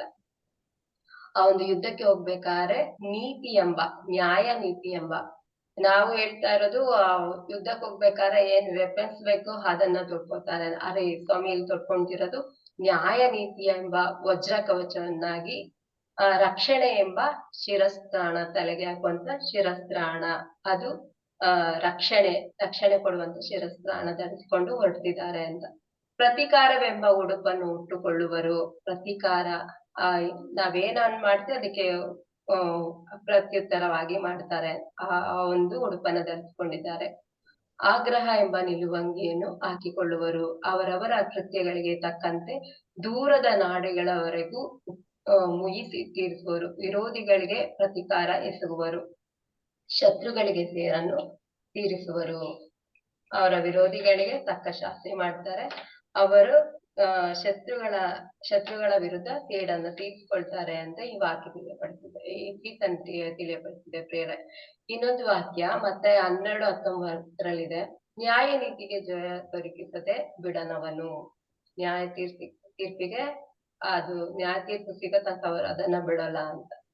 ರೂಢಿಯಲ್ಲಿ ಇರುವಂತ ಮಾತು, ಈಗ ನಾವು ನ್ಯಾಯ ನೀತಿ ಇಲ್ಲ, ನ್ಯಾಯಕ್ಕೆ ಬೆಲೆ ಇಲ್ಲ ಅಂತ ಈಗೆಲ್ಲ ಮಾತಾಡೋದು ಅದೇ, ನಾವು ಅದೇ ಮಾತಾಡೋದು. ದೇವರ ವಿಷಯವನ್ನು ಅರ್ಥಕೊಂಡವರು ನಾವು ಮಾತಾಡೋದಿದೆ. ಆದ್ರೆ ಯೇಸು ಸ್ವಾಮಿ ಹತ್ರ ಈ ನ್ಯಾಯ ನೀತಿಗೆ ಬೆಲೆ ಇದ್ದೇ ಇದೆ ಅಂತ ನಾವು ದೇವ್ರ ಮಕ್ಳು ಎಸ್ಪೆಷಲಿ ನಾವು ತಿಳ್ಕೊಬೇಕು. ನ್ಯಾಯ ನೀತಿ ಈ ಲೋಕದಲ್ಲಿ ಇದೆ, ಆದ್ರೆ ಯೇಸು ಸ್ವಾಮಿ ಹತ್ರ ಆವಾಗ್ಲೂ ಇತ್ತು, ಇವಾಗ್ಲೂ ಇರುತ್ತೆ, ಮುಂದೇನೂ ಇರುತ್ತೆ ಅನ್ನೋದು ಒಂದು ನಾವ್ ಅರ್ಥ ಮಾಡ್ಕೋಬೇಕು ಪ್ರೇರೆ. 45:5 ಈ ನಂಬು ಬಾಣಗಳು ಹರಿತವಾದವು, ರಾಜದ್ರೋಹಿಗಳು ಅವು ಇರುವು, ಜನಾಂಗಗಳು ನಿನ್ನ ಪಾದಕ್ಕಿರುವು. ನಿನ್ನಲ್ಲಿರುವ ಚೂಪು ಬಾಣಗಳು ರಾಜದ್ರೋಹಿಗಳನ್ನು ಫೀಲ್ ಆಗ್ತವೆ, ಜನಾಂಗಗಳು ನಿನ್ನ ಪಾದಕ್ಕೆ ಇರ್ತವೆ. ಒಂದು ಕಾಲ ಬರುತ್ತದೆ ಸ್ವಾಮಿ ಎಲ್ಲ ದೇವರ ಒಂದು ವಿರುದ್ಧವಾಗಿ ಕುತಂತ್ರ ನಡೆಸ್ತಿರುವ ಎಲ್ಲರನ್ನ ಇರಿದು ದೇವರು ಎಲ್ಲ ಮನುಷ್ಯರು ಅವರನ್ನ ಪ್ರೀತಿಸುವಂತ ಕಾಲ, ಅವರ ಪಾದಕ್ಕೆ ಎರಗುವಂತ ಕಾಲ ಬರ್ತದೆ ಅಂತ ಈ ವಾಕ್ಯ ತಿಳಿಯಪಡಿಸಿದೆ ಪ್ರಿಯರೇ. ಈ ವಾಕ್ಯಕ್ಕೆ ಇನ್ನೊಂದು 72:1 ಕೀರ್ತನೆ 72:1 ತಿಳಿಸು ನಿನ್ನ ನ್ಯಾಯವನ್ನು ದೇವ, ರಾಜನಿಗೆ ಕಲಿಸು ನಿನ್ನ ಪ್ರಜೆಯನ್ನು ನೀತಿಯಿಂದ ಪರಿಪಾಲಿಸು. ಪರಿಪಾಲಿಸಲಿ ಅಂತ ರಾಜನಿಗೆ ಇಲ್ಲಿ ಅರಸ ಹೇಳ್ತಿದ್ದಾನೆ. ನ್ಯಾಯವನ್ನು ದೇವ, ನಿನ್ನ ನ್ಯಾಯವನ್ನು ದೇವ, ಸ್ವಾಮಿಯ ದೇವರ ನ್ಯಾಯ ಮಾತ್ರ, ಮನುಷ್ಯನ ನ್ಯಾಯ ಅಲ್ಲ. ನ್ಯಾಯವನ್ನು ದೇವ ರಾಜನಿಗೆ ಕಲಿಸು, ನಿನ್ನ ಪ್ರಜೆಯನ್ನು ನೀತಿಯಿಂದ ಪರಿಪಾಲಿಸಲು ಅಂತ ಇಲ್ಲಿ ರಿಕ್ವೆಸ್ಟ್ ಮಾಡ್ಕೊಳ್ತಾ ಇರೋವಂತು. ನಾವಿಲ್ಲಿ ಆ ಅದೇ ವಾಕ್ಯದಲ್ಲಿ 72 ಕೀರ್ತನೆ 72 11 ಇದೆ. ರಾಜರುಗಳಿಗೆ ಸಾಷ್ಟಾಂಗರಲ್ಲಿ ಆತನಿಗೆ, ರಾಷ್ಟ್ರಗಣಗಳು ಸೇವೆ ಸಲ್ಲಿಸಲಿ ಆತನಿಗೆ ಅಂತ. ರಾಜರುಗಳು ಈ ಸ್ವಾಮಿಗೆ ಸಾಷ್ಟಾಂಗವೆರಗಲಿ, ಅವರು ಸೇವೆ ಸಲ್ಲಿಸಲಿ, ಇಡೀ ಲೋಕ ಅವರನ್ನ ಸೇವೆ ಸಲ್ಲಿಸುವಂತ ಭಾಗ್ಯ ಆಗ್ಲಿ ಅಂತ ನಾವು ತಿಳ್ಕೊಬೇಕು ಈ ವಾಕ್ಯದಲ್ಲಿ ಪ್ರೇರೆ. ಅದೇ ರೀತಿ ನಾವು ಸಲಮನ ಅರಸ ಒಂದು ವಾಕ್ಯನ ಇಲ್ಲಿ ನೆನಪು ಮಾಡ್ಕೋಬಹುದು. ಅವರು ಈ ಲೋಕನ ನೀ ಕೊಟ್ಟ ಒಂದು ಎಲ್ಲಾ ಪ್ರಜೆಗಳನ್ನು ನಾನು ಮುಂದೆ ನಡೆಸಲು ನನಗೆ ನಿನ್ನ ಜ್ಞಾನದ ಅರಿವನ್ನು ವಿವೇಕವನ್ನು ದಯಪಾಲಿಸಿ ಅಂತ ಕೇಳ್ಕೊಳ್ತಾರೆ. ಅದೇ ರೀತಿ ಇಲ್ಲಿ ಈ ಕೀರ್ತನೆಯಲ್ಲಿ ದೇವ ನಿನ್ನ ನ್ಯಾಯವನ್ನು ರಾಜನಿಗೆ ಕಲಿಸು, ನಿನ್ನ ಪ್ರಜೆಯನ್ನು ನೀತಿಯಿಂದ ಪರಿಪಾಲಿಸಲು ಅಂತ ಈ ವಾಕ್ಯ ಇಲ್ಲಿ ನಮಗೆ ತಿಳಿಪಡಿಸ್ತದೆ ಪ್ರೇರೆ. 12 ಪುನಃ ಒಂದು ಸಲಮನ ವಿಷಯದಲ್ಲಿ ಹೇಳಿದಾಗ ಅದು ಇರೋದು, ಏಕನೆ ಕಾಪಾಡುವನಾಥ ಮೊರೆ ಇಡುವ ಬಡವರನ್ನು, ಕೀರ್ತನ 12ರಲ್ಲಿ ಇರೋದು. ಏಕೆನೆ ಕಾಪಾಡುವನಾಥ ಮೊರೆ ಇಡುವವರ ಬಡವರನ್ನು, ಉದ್ಧರಿಸುವ ನಾಥ ದಿಕ್ಕಿಲ್ಲದ ದೀನ ದರಿದ್ರರಿಗೆ ದಯೆಯನ್ನು ತೋರುವನು, ದಲಿತರ ಪ್ರಾಣವನ್ನು ಕಾಪಾಡುವನು, ಅವರ ಜೀವ ಆತನ ದೃಷ್ಟಿಯಲ್ಲಿ ಅಮೂಲ್ಯ. ಪ್ರೇರೆಯಲ್ಲಿ ನೋಡ್ಬೇಕು ನಾವು, ಬಡವರನ್ನು ಉದ್ಧರಿಸುವ ನಾಥ, ದಲಿತರಿಗೆ ತನ್ನನ್ನೇ ತಗ್ಗಿಸಿಕೊಳ್ಳುವಂತವರಿಗೆ ದೇವರು ದಯೆ ತೋರ್ತಾರೆ ಅಂತ. ಪ್ರಾಣವನ್ನು ಕಾಪಾಡ್ತಾರೆ, ಅವರ ಜೀವ ಆತನ ದೃಷ್ಟಿಯಲ್ಲಿ ತುಂಬಾ ಅಮೂಲ್ಯ. ಕೆಲವರು ಬಡವರನ್ನ ನೋಡಿದಾಗ ಕೀಳಾಗಿ ನೋಡುವಂತದ್ದೇ ತುಂಬಾ ಜನ. ಅವರನ್ನ ಒಂದು ಅವರಿಗೆ ಸ್ಥಾನಮಾನ ಯಾರು ಕೊಡಲ್ಲ, ಅವರನ್ನ ಹೊರಗಡೆ ನಿಲ್ಸು ಅಥವಾ ದೂರ ನಿಲ್ಸಿ ಆತರ ಎಲ್ಲ ಮಾತಾಡುವಂಥದ್ದು ಈ ನಮ್ಮ ಒಂದು ಜನಗಳ ಒಂದು ಬುದ್ಧಿ. ಆದ್ರೆ ಯೇಸ್ವಾಮಿಗೆ ಅವರ ಒಂದು ಪ್ರಾಣ ಎಷ್ಟು ಅಮೂಲ್ಯ ಅಂತ, ಅತ್ಯಮೂಲ್ಯ ಅಂತ ಯೇಸ್ವಾಮಿ ಇಲ್ಲಿ ಹೇಳಿದ್ದಾರೆ ಪ್ರೇರೆ. ಈ ವಾಕ್ಯಕ್ಕೆ ಇನ್ನೊಂದು ವಾಕ್ಯ ಲೂಕ 1:32 ಆತನು ಮಹಾಪುರುಷನಾಗುವನು, ಪರಾತ್ಪರ ದೇವರ 45:6 ಕೀರ್ತನೆ, ಅಮರವಾದದ್ದು ಹೇ ದೇವ ನಿನ್ನ ಸಿಂಹಾಸನ, ನ್ಯಾಯ ಸ್ಥಾಪಕವಾದದ್ದು ನಿನ್ನ ರಾಜದಂಡ. ಅಮರವಾದದ್ದು, ಯಾವತ್ತು ಶಾಶ್ವತವಾಗಿರುವಂತ, ಯಾವತ್ತು ಹಳೆದು ಹೋಗದ ಇರುವಂತ ಸಿಂಹಾಸನ ಈ ಸ್ವಾಮಿದು. ನ್ಯಾಯ ಸ್ಥಾಪಕವಾಗುವುದು ನಿನ್ನ ರಾಜದಂಡ. ರಾಜದಂಡ ಅಂದ್ರೆ ರಾಜ ಒಂದು ಇಟ್ಕೊಳ್ಳುವಂತ ಒಂದು ದಂಡ ಕೂಲಾಗಿರುತ್ತದೆ. ಎಷ್ಟೋ ಕಡೆ ನ್ಯಾಯಾಲಯದಲ್ಲಿ ಒಂದು ದಂಡ ಇರುತ್ತೆ. ಆಮೇಲೆ ನಮ್ಮ ಬಿಷಪ್ ಒಬ್ರು ದಂಡ ಇಟ್ಕೊಂಡಿರ್ತಾರೆ. ಆ ಬಿಷಪ್ ಅವರೆಲ್ಲ ಇಟ್ಕೊಂಡಿರುವಂತ ದಂಡ ನ್ಯಾಯವಾದದ್ದು, ರೀತಿಯಾಗಿ ತನ್ನ ಪ್ರಜೆನ ನಡ್ಸ್ಕೊಂಡು ಹೋಗ್ತೇವೆ, ಅವರಿಗೆ ಕೊಟ್ಟ ಆತ್ಮಗಳನ್ನು. ಈ ಎಲ್ಲ ಒಂದು ದಂಡ ಅಂದ್ರೆ ನ್ಯಾಯವಾಗಿರುವಂತಹ ಒಂದು ಕೋಲಾಗಿರುತ್ತದೆ ಈ ಒಂದು ಕೀರ್ತನೆಯ ಸಾರಾಂಶ ಪ್ರೇರೆ. ಈ ವಾಕ್ಯಕ್ಕೆ ಲೂಕ 1:32 ಆತನು ಮಹಾಪುರುಷನಾಗುವನು, ಪರಾತ್ಪರ ದೇವರ ಪುತ್ರ ಎನಿಸಿಕೊಳ್ಳುವನು, ಪಿತಾಮಹ ದಾವಿದರಸನ ಸಿಂಹಾಸನವನ್ನು ಸರ್ವೇಶ್ವರನಾದ ದೇವರು ಆತನಿಗೆ ಕೊಡುವರು, ಅವರು ಮಹಾಪುರುಷ ಆಗ್ತಾರಂತೆ, ದೇವರ ಪುತ್ರ ಎನಿಸಿಕೊಳ್ತಾರಂತೆ. ಪಿತಾಮಹ ದಾವಿದರಸನ ಸಿಂಹಾಸನವನ್ನು ಸರ್ವೇಶ್ವರನಾದ ದೇವರು ಆತನಿಗೆ ಕೊಡ್ತಾರೆ. ದಾವಿದರ ಆಳಿರುವಂತ ಒಂದು ಸಿಂಹಾಸನ ಈ ಸ್ವಾಮಿ ಅವರಿಗೆ ಕೊಡ್ತಾರೆ ಅಂತ. ಯಾಕೋಬನ ವಂಶವನ್ನು ಆತನು ಚಿರಕಾಲ ಆಳುವನು, ಆತನ ರಾಜ್ಯಕ್ಕೆ ಅಂತ್ಯವೇ ಇರುವುದು. ಯಾಕೋಬನ ವಂಶ ಅಂತ ಅವರನ್ನ ಚಿರಕಾಲ ಈ ಸ್ವಾಮಿ ಆಳ್ತಾರೆ, ಆತನ ರಾಜ್ಯಕ್ಕೆ ಅಂತ್ಯವೇ ಇರಲ್ಲ. ಇದಕ್ಕೆ ಆದಿಕಾಂಡ 35:11 ದೇವರು ಯಾಕೋಬನಿಗೆ ಕೊಟ್ಟ ಆಶೀರ್ವಾದ. ಇದರಲ್ಲಿ ದೇವರು ನೀನು ವೃದ್ಧಿಯಾಗಿ ಬಹು ಸಂತಾನವುಳ್ಳವನಾಗು, ನಿನ್ನಿಂದ ರಾಷ್ಟ್ರವೊಂದು ಉಂಟಾಗುವುದು, ಅನೇಕ ರಾಷ್ಟ್ರಗಳು ರಾಜರುಗಳು ನಿಂದ ಹುಟ್ಟುವುದು. ದೇವರು ಕೊಟ್ಟ ರಾಜರಿಗೆ ರಾಜರಾಗಿ ಹುಟ್ಟಿ ಈ ಸ್ವಾಮಿ ಈ ಯಾಕೋಬ ವಂಶವನ್ನು ಆಳುವರಾಗಿದ್ದಾರೆ ಅಂತ ಈ ವಾಕ್ಯ ತಿಳಿಯಪಡಿಸ್ತದೆ ಪ್ರೇರೆ. ಯಾಕೋಬನಿಗೆ ವಂಶನ ಅಭಿವೃದ್ಧಿ ಪಡುವಂತ ದೇವರು ಕಾರ್ಯ ಮಾಡಿರೋ ಆ ರಾಜ್ಯಗಳನ್ನ ಆಳುವಂತ ರಾಜ ಈ ಸ್ವಾಮಿ ಆಗಿದ್ದಾರೆ ಅಂತ ಈ ವಾಕ್ಯ ತಿಳಿಯಪಡಿಸ್ತದೆ ಪ್ರೇರೆ. 45:7 ಕೀರ್ತನೆ, ಪ್ರೀತಿಸಿದೆ ನೀನು ಧರ್ಮವನ್ನು, ದ್ವೇಷಿಸಿದೆ ನೀನು ಅಧರ್ಮವನ್ನು, ಆನಂದ ತೈಲ್ಯದಿಂದ ಅಭಿಷೇಕಿಸಿಯನು ನಿನ್ನ ದೇವನು, ಮಿತ್ರರಿಗಿಂತ ಮಿಗಿಲಾಗಿ ಅಭಿಷೇಕಿಸಿಯನು ಆತನು ನಿನ್ನನ್ನು ಅಂತ. ಪ್ರೀತಿಸಿದೇನು ಧರ್ಮವನ್ನೇ. ಸ್ವಾಮಿ ಧರ್ಮವನ್ನ ಮಾತ್ರ ಪ್ರೀತಿಸಿದ್ದಾರೆ, ಅಧರ್ಮವನ್ನ ಅವರು ದ್ವೇಷಿಸಿದ್ದಾರೆ. ಆನಂದ ತೈಲದಿಂದ ಅವರನ್ನು ಸ್ವಾಮಿಯನ್ನು ಅವರ ತಂದೆ ಅಭಿಷೇಕಿಸಿದ್ದಾರೆ ಅಂತ. ಮಿತ್ರರಿಗಿಂತ ಮಿಗಿಲಾಗಿ ಅಭಿಷೇಕಿಸಿಯನು ಆತನು ನಿನ್ನನು. ಮಿತ್ರರಿಗಿಂತ ಇಲ್ಲಿ ಬೇರೆ ಒಂದು ವಾಕ್ಯ ಇದೆಯಲ್ಲ, ಯೋವಾನ 15:15 ಗೆಳೆಯರಾಗಿ ತನ್ನ ಪ್ರಾಣವನ್ನೇ ಧಾರೆ ಎರೆಯುವ ಪ್ರೀತಿಗಿಂತ ಮಿಗಿಲಾದ ಪ್ರೀತಿ ಯಾರಲ್ಲೂ ಇಲ್ಲ. ನಾನು ಆಜ್ಞಾಪಿಸಿದಂತೆ ನಡೆದರೆ ನೀವು ನನ್ನ ಗೆಳೆಯರು. ನಾನು ನಿಮ್ಮನ್ನು ದಾಸರೆಂದು ಕರೆಯುವುದಿಲ್ಲ. ದಣಿಯ ಕೆಲಸ ಕಾರ್ಯಗಳು ದಾಸನಿಗೆ ತಿಳಿಯವು. ನಾನಾದರೂ ಪಿತನಿಂದ ಕೇಳಿಸಿಕೊಂಡದನ್ನೆಲ್ಲ ನಿಮಗೆ ತಿಳಿಸಿದ್ದೇನೆ. ಈ ಕಾರಣ ನಿನ್ನನ್ನು ಗೆಳೆಯರೆಂದು ಕರೆದಿದ್ದೇನೆ. ಪ್ರಿಯರೇ, ಯೇಸುಸ್ವಾಮಿಗೆ ಏನೆಲ್ಲ ತಂದೆಯಾದ ದೇವರು ಸೀಕ್ರೆಟ್ ಇಟ್ಟಿರ್ತಾರೆ, ಸೀಕ್ರೆಟ್ ಅಂತ ಹೇಳಿದ್ದಾರೆ, ಅದೆಲ್ಲವನ್ನು ನಮ್ಮ ಅವರು ಪ್ರೀತಿಸಿದ ಮಕ್ಕಳಿಗೆ ತಿಳಿಯಪಡಿಸಿದ್ದಾರೆ. ಅದಕ್ಕೆ ನಾನು ನಿನ್ನ ದಾಸನಾಗಿ ಅನ್ಕೊಂಡಿಲ್ಲ. ಒಬ್ಬ ದಾಸನಿಗೆ ದಣಿ ಏನನ್ನು ಹೇಳಲ್ಲ, ನಾನು ಅಲ್ಲಿ ಹೋಗ್ತಿದ್ದೀನಿ ಇಲ್ಲಿ ಹೋಗ್ತೀನಿ. ಆದ್ರೆ ಯೇಸುಸ್ವಾಮಿ ಯಾವ ಕಾಲದಲ್ಲಿ ಏನೆಲ್ಲ ಆಗುತ್ತೆ ಎಲ್ಲರೂ ಮಿತ್ರರಾಗಿ ಅವರು ಪ್ರೀತಿಸಿದ್ರಿಂದ ಅವರೆಲ್ಲ ತಿಳಿಯಪಡಿಸಿದ ಆ ಒಂದು ಗೆಳೆತನಕ್ಕೆ ಹೋಲಿಸಿರುವಂತ ಪ್ರೀತಿಗಿಂತಲೂ ಮಿಗಿಲಾಗಿ ಯೇಸುಸ್ವಾಮಿನ ಅವರ ತಂದೆ ದೇವರು ಅವರನ್ನ ಅಭಿಷೇಕಿಸಿದ್ದಾರೆ ಅಂತ ಹೇಳಿ ಇಲ್ಲಿ ಹೇಳಿದ್ದಾರೆ. ಮಿತ್ರರಿಗಿಂತ ಮಿಗಿಲಾಗಿ ಅಭಿಷೇಕನು ಆತನು ನಿನ್ನನ್ನು. ಯೇಸುಸ್ವಾಮಿನ ಅವ್ರ ತಂದೆ ಒಂದು ಮಿತ್ರರಿಗಿಂತ ಹೆಚ್ಚಾಗಿ ಅವರನ್ನ ಅಭಿಷೇಕಿಸಿದ್ದಾರೆ ಅಂತ ಈ ವಾಕ್ಯ ಹೇಳ್ತದೆ ಪ್ರೇಯರ್. ಇನ್ನೊಂದು ವಾಕ್ಯ, ಈ ವಾಕ್ಯಕ್ಕೆ ಪ್ರೇಯರ್ ಲೂಕ 4:18 ದೇವರ ಆತ್ಮ ನನ್ನ ಮೇಲಿದೆ, ದೀನ ದಲಿತರಿಗೆ ಶುಭ ಸಂದೇಶವನ್ನು ಬೋಧಿಸಲೆಂದು ಅವರನ್ನನ್ನು ಅಭಿಷೇಕಿಸಿದ್ದಾರೆ. ಯೇಸುಸ್ವಾಮಿನ ಅವರ ತಂದೆ ಏನಕ್ಕೆ ಅಭಿಷೇಕಿಸಿದ್ದಾರೆ ಅಂತ ಈ ವಾಕ್ಯ ತಿಳಿಸಪಡಿಸಿದೆ ಬೇರೆ. ದೇವರ ಆತ್ಮ ನನ್ನ ಮೇಲಿದೆ, ದೀನ ದಲಿತರಿಗೆ ಶುಭ ಸಂದೇಶವನ್ನು, ದೀನರಾಗಿ ಜೀವಿಸುವಂತವರಿಗೆ, ದಲಿತರಿಗೆ ಅಂದ್ರೆ ಬಡವರಿಗೆ ಶುಭ ಸಂದೇಶ, ಒಳ್ಳೆಯ ಸಂದೇಶವನ್ನು ಬೋಧಿಸಲೆಂದು ಅವರನ್ನು ಅಭಿಷೇಕಿಸಿದ್ದಾರೆ. ಬಂಧಿತರಿಗೆ ಬಿಡುಗಡೆಯನ್ನು, ಅಂಧರಿಗೆ, ನಾನಾ ತರದ ಬಂಧನಗಳಿಂದ ಕೂಡಿರುವಂತ ಈ ಲೋಕ ಆಗಿದೆ ಪ್ರೇರೆ. ಬಂಧಿತ ಅಂದ್ರೆ ಜೈಲಲ್ಲಿರುವವರು ಮಾತ್ರ ಅಲ್ಲ, ನಾನಾ ತರದ ಬಂಧನಗಳು, ಅಲ್ಲಿಂದ ಬಿಡಿಸಕ್ಕೆ ಆಗದೆ ಇರುವಂತ ಬಂಧನಗಳು ನಮಗೆ ಗೊತ್ತಿದೆ. ಕೆಲವರು ಕುಡಿತದಿಂದ ಅಥವಾ ಡ್ರಗ್ಸ್ ತಗೊಳ್ಳೋದು, ಏನೇನೋ ಇದೆ ಅಲ್ಲ, ಅದರೆಲ್ಲ ಆ ಬಂಧನಗಳಿಂದ ದೇವರು ಬಿಡಿಸ್ತಾ ಇದ್ದಾರೆ. ಅಂಧರಿಗೆ ದೃಷ್ಟಿದಾನ, ಅದು ಕಾಣದವರು ಮಾತ್ರ ಅಲ್ಲ, ದೇವರು ಗೊತ್ತಿದ್ದು ಗೊತ್ತಿಲ್ಲದೆ ಜೀವಿಸ್ತಾ ಇರೋರು ಅಂಧರೇ ಆಗಿದ್ದಾರೆ. ಆಮೇಲೆ ದೃಷ್ಟಿದಾನ, ಅಂತವರಿಗೆ ದೃಷ್ಟಿದಾನ. ಶೋಷಿತರಿಗೆ ಸ್ವಾತಂತ್ರ್ಯ, ಶೋಷಣೆಯಲ್ಲಿ ಇರುವಂತ ಹಿಂಸೆ ಒಳಗಾದಂತವರಿಗೆ ಸ್ವಾತಂತ್ರ್ಯವನ್ನು ನೀಡಲು ದೇವರು ತಮ್ಮ ದೇವರ ಮಕ್ಕಳನ್ನು ಉದ್ಧಾರ ಮಾಡಲು ಜನತೆಯನ್ನು ಉದ್ಧಾರ ಮಾಡಿರುವ ಕಾಲ ಬಂತೆಂದು ಸಾರಲು ಅವರನ್ನು ಅಭಿಷೇಕಿಸಿದ್ದಾರೆ ಅಂತ.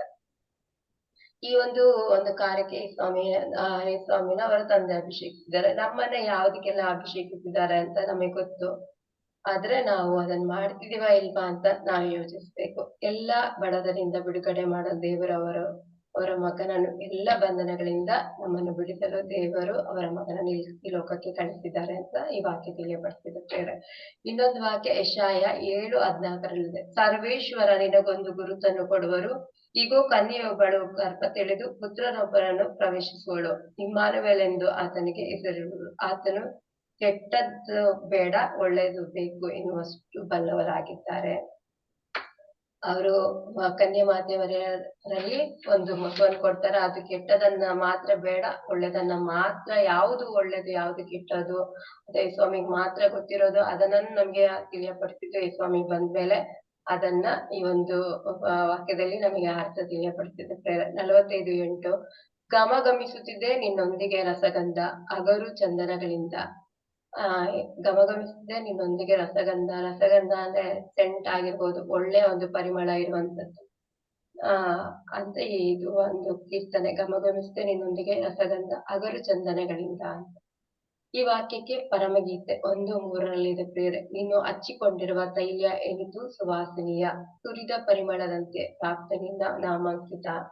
ಪ್ರೇರೆ, ಚೆನ್ನಾಗಿದೆ ಇದು. ನೀನು ಹಚ್ಚಿಕೊಂಡಿರುವ ತೈಲ, ಅದು ಸುವಾಸನೆ, ಎನಿತು ಸುವಾಸನೆ, ಎಷ್ಟು ಚೆನ್ನಾಗಿದೆ. ಸುರಿದ ಪರಿಮಳದಂತೆ, ಈಗ ಸ್ವಲ್ಪ ಸೆಂಟು ಒಂಚೂರು ಹೊಡ್ಕೊಳ್ಳೋಣ ಅಷ್ಟು ಸ್ಮೆಲ್, ಅಂದ್ರೆ ಸುರಿದ ಪರಿಮಳ ಎಷ್ಟು ಚೆನ್ನಾಗಿರುತ್ತೆ, ಅಷ್ಟು ಚೆನ್ನಾಗಿದೆ ಈ ಸ್ವಾಮಿಯ ನಾಮ ಅಂತ.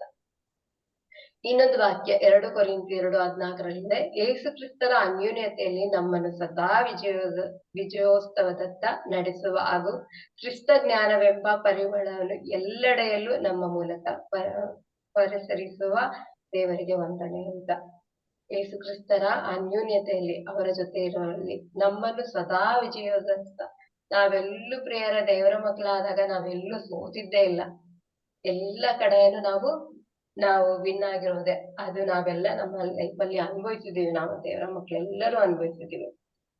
ಆ ವಿಜಯೋತ್ಸವ ನಡೆಸುವ ಹಾಗೂ ಕ್ರಿಸ್ತ ಜ್ಞಾನವೆಂಬ ಪರಿಮಳವನ್ನು ಈ ಸ್ವಾಮಿನೇ ಸರ್ವಶಕ್ತ ದೇವರು. ಇವರೇ ಇಲ್ಲ, ಇವರಿಲ್ದೆ ಏನೂ ಇಲ್ಲ. ಈ ಒಂದು ಜ್ಞಾನದ ಅರಿವನ್ನು ಎಲ್ಲ ಕಡೆ ನಾವು ಪ್ರಸಾರ ಮಾಡಿಸುವಂತ ಜ್ಞಾನ ಇವರಿಂದ ನಮ್ಗೆ ಬರ್ತಿದೆ. ನಮ್ಮ ಮೂಲಕ ಪಸರಿಸುವ ದೇವರಿಗೆ ನಾವು ಧನ್ಯವಾದಗಳನ್ನ ತಿಳಿಸ್ಬೇಕು ಅಂತ ಈ ವಾಕ್ಯ ತಿಳಿಯಪಡಿಸಿದೆ ಪ್ರೇರೆ.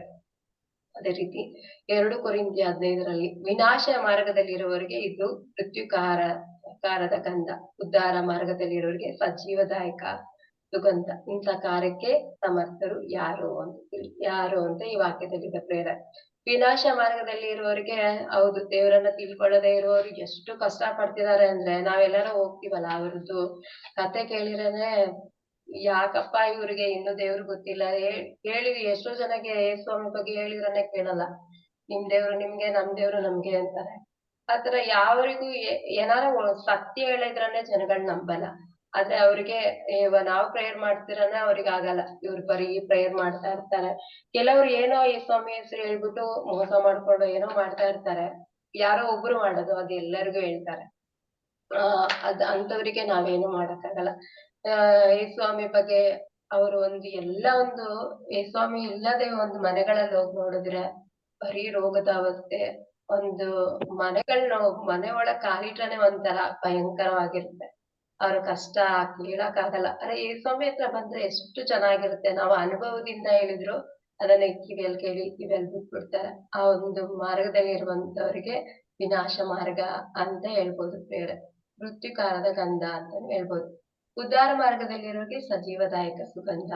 ಒಳ್ಳೆಯ ಮಾರ್ಗದಲ್ಲಿ ದೇವರ ಒಂದು ಹೇಳಿರುವಂತ ಎಲ್ಲ ಕಾರ್ಯಗಳನ್ನ ಮಾಡಿ ಈ ಸ್ವಾಮಿಗೆ ಇಷ್ಟ ಆಗೋ ತರ ನಡ್ಕೊಂಡು ಹೋದ್ರೆ ಆ ಕಾರ್ಯ ಎಲ್ಲ ಸಜೀವವಾಗಿರ್ತದೆ. ಜೀವ ಇರುವಂತ ದೇವರು, ಜೀವ ಕೊಡುವಂತ ದೇವರು, ಎಲ್ಲಾನು ಸರಿ ಮಾಡುವಂತ ದೇವರು ಅದನ್ನ ಸರಿಯಾಗಿ ಮಾಡ್ತಾರೆ. ಅದು ಸುಗಂಧ ಕಾರ್ಯ.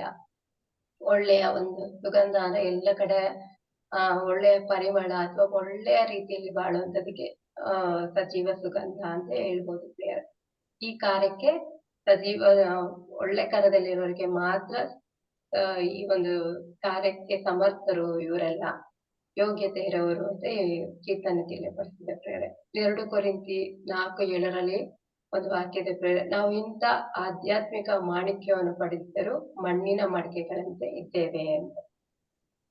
ನಾನು ಇವಾಗ ಹೇಳಿದೆ ಅದನ್ನೇ. ಎಲ್ಲಾನು ತಿಳಿದಂತ ಅವರು ನಾವು ಕೆಲವರು ದೇವರ ಮಕ್ಳೇ ಮಣ್ಣಿನ ಮಡಿಕೆ ಅಂತಾನೆ ಸುಮ್ನೆ ಜಾಗೃತರು ಯಾವಾಗ್ಲೂ ಹೇಳ್ತಾ ಇರ್ತಾರಲ್ಲ, ಬ್ರದರು ಹೇಳ್ತಿರ್ತಾರೆ ನಾವೇನ್ ಮಾಡ್ತಿದ್ದೀವಿ ದೇವ್ರ ಬಗ್ಗೆ ಗೊತ್ತಿದ್ರು ಅಂತ. ಇಲ್ಲಿ ಎಲ್ಲರೂ ದೇವ್ರ ಕೆಲ್ಸದಲ್ಲಿ ಮಗ್ನರಾಗಿದ್ದಾರೆ.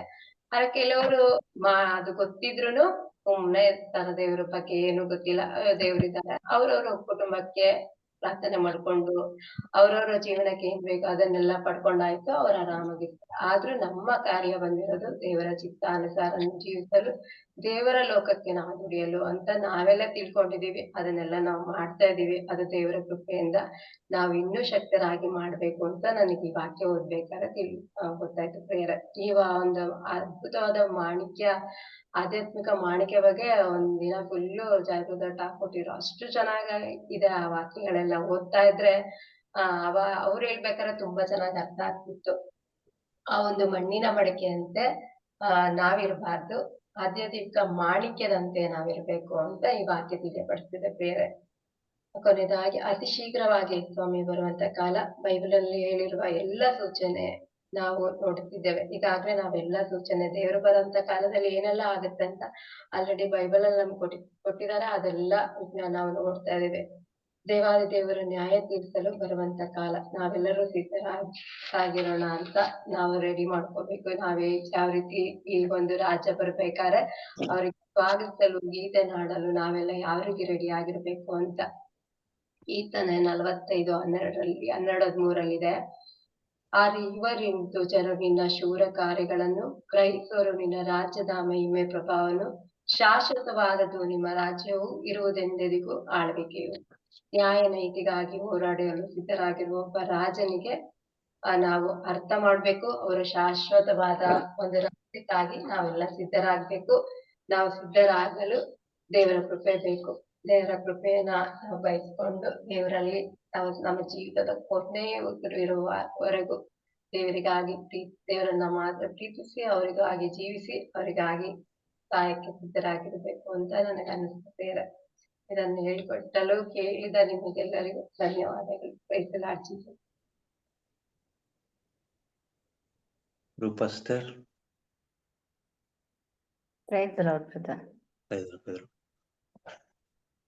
ದೇವರಿಗೆ ಸ್ತೋತ್ರ ಸಲ್ಲಿಸ್ತೇನೆ ಈ ಒಂದು ದಿನವನ್ನು ಕೊಟ್ಟಿದ್ದಕ್ಕಾಗಿ ಮತ್ತು ಎಲ್ಲಾ ಸಹೋದರ ಸಹೋದರಿಯರು ನನಗಾಗಿ ಪ್ರಾರ್ಥಿಸಿ ಈ ಒಂದು ವಾಕ್ಯವನ್ನು ಕೊಡಲು ಯೋಗ್ಯತೆ ಇಲ್ಲದಿದ್ದರೂ ಪವಿತ್ರಾತ್ಮರ ಶಕ್ತಿಯಿಂದ ಪವಿತ್ರಾತ್ಮರ ಒಂದು ವರದಾನದಿಂದ ನನಗೆ ದೇವರು ತಿಳಿಸಿಕೊಂಡಂತಹ ಪ್ರತಿಯೊಂದನ್ನು ನಿಮಗೆ ತಿಳಿಸ್ತಾ ಪವಿತ್ರಾತ್ಮ ನನ್ನನ್ನು ಅಭಿಷೇಕಿಸಿ ಆಶೀರ್ವದಿಸಿ ಅಭಿಷೇಕಿಸಲ್ಪಟ್ಟಂತಹ ನಾವೆಲ್ಲ ಮಕ್ಕಳನ್ನು ಸ್ವಾಮಿ ಸದಾಕಾಲ ನೀವು ಹರಸಿ ಆಶೀರ್ವದಿಸಿ ಎಂದು ಕೇಳಿಕೊಳ್ಳುತ್ತಾ ದೇವರಿಗೆ ಸ್ತುತಿ ಸ್ತೋತ್ರವನ್ನು ಸಲ್ಲಿಸ್ತೇನೆ.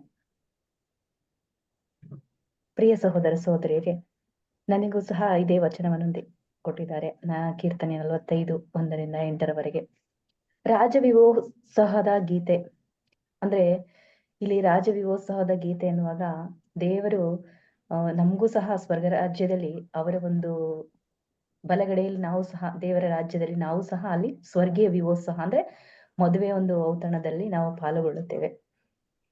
ಹೇಗೆ ಅಂತ ಹೇಳಿದ್ರೆ, ಒಂದು ಮದ್ವೆ ಔತಣ ಅಂತ ಹೇಳುವಾಗ ನನ್ಗೆ ಈಗ ನೆನಪಾಗ್ತಾ ಇದೆ ಏನಂದ್ರೆ, ಒಂದು ಅದ್ಭುತ ಕಾರ್ಯವನ್ನು ಒಂದು ಕಾನಾನ್ ಮದುವೆಯಲ್ಲಿ ನೀರನ್ನು ದ್ರಾಕ್ಷಾರಸವಾಗಿ ಮಾರ್ಪಟ್ಟಂತಹ ಒಂದು ಅಂತ ಹೇಳುವಾಗ ನಮಗೆ ಬೇಕಾದಂತಹ ಸಕಲವನ್ನು ದೇವರು ಈ ಲೋಕದಲ್ಲಿ ಏನೇನ್ ಬೇಕು ಅನ್ನೋದನ್ನ ಅದೆಲ್ಲವನ್ನೂ ಮಾಡಿ ಮುಗಿಸಿದ್ದಾರೆ.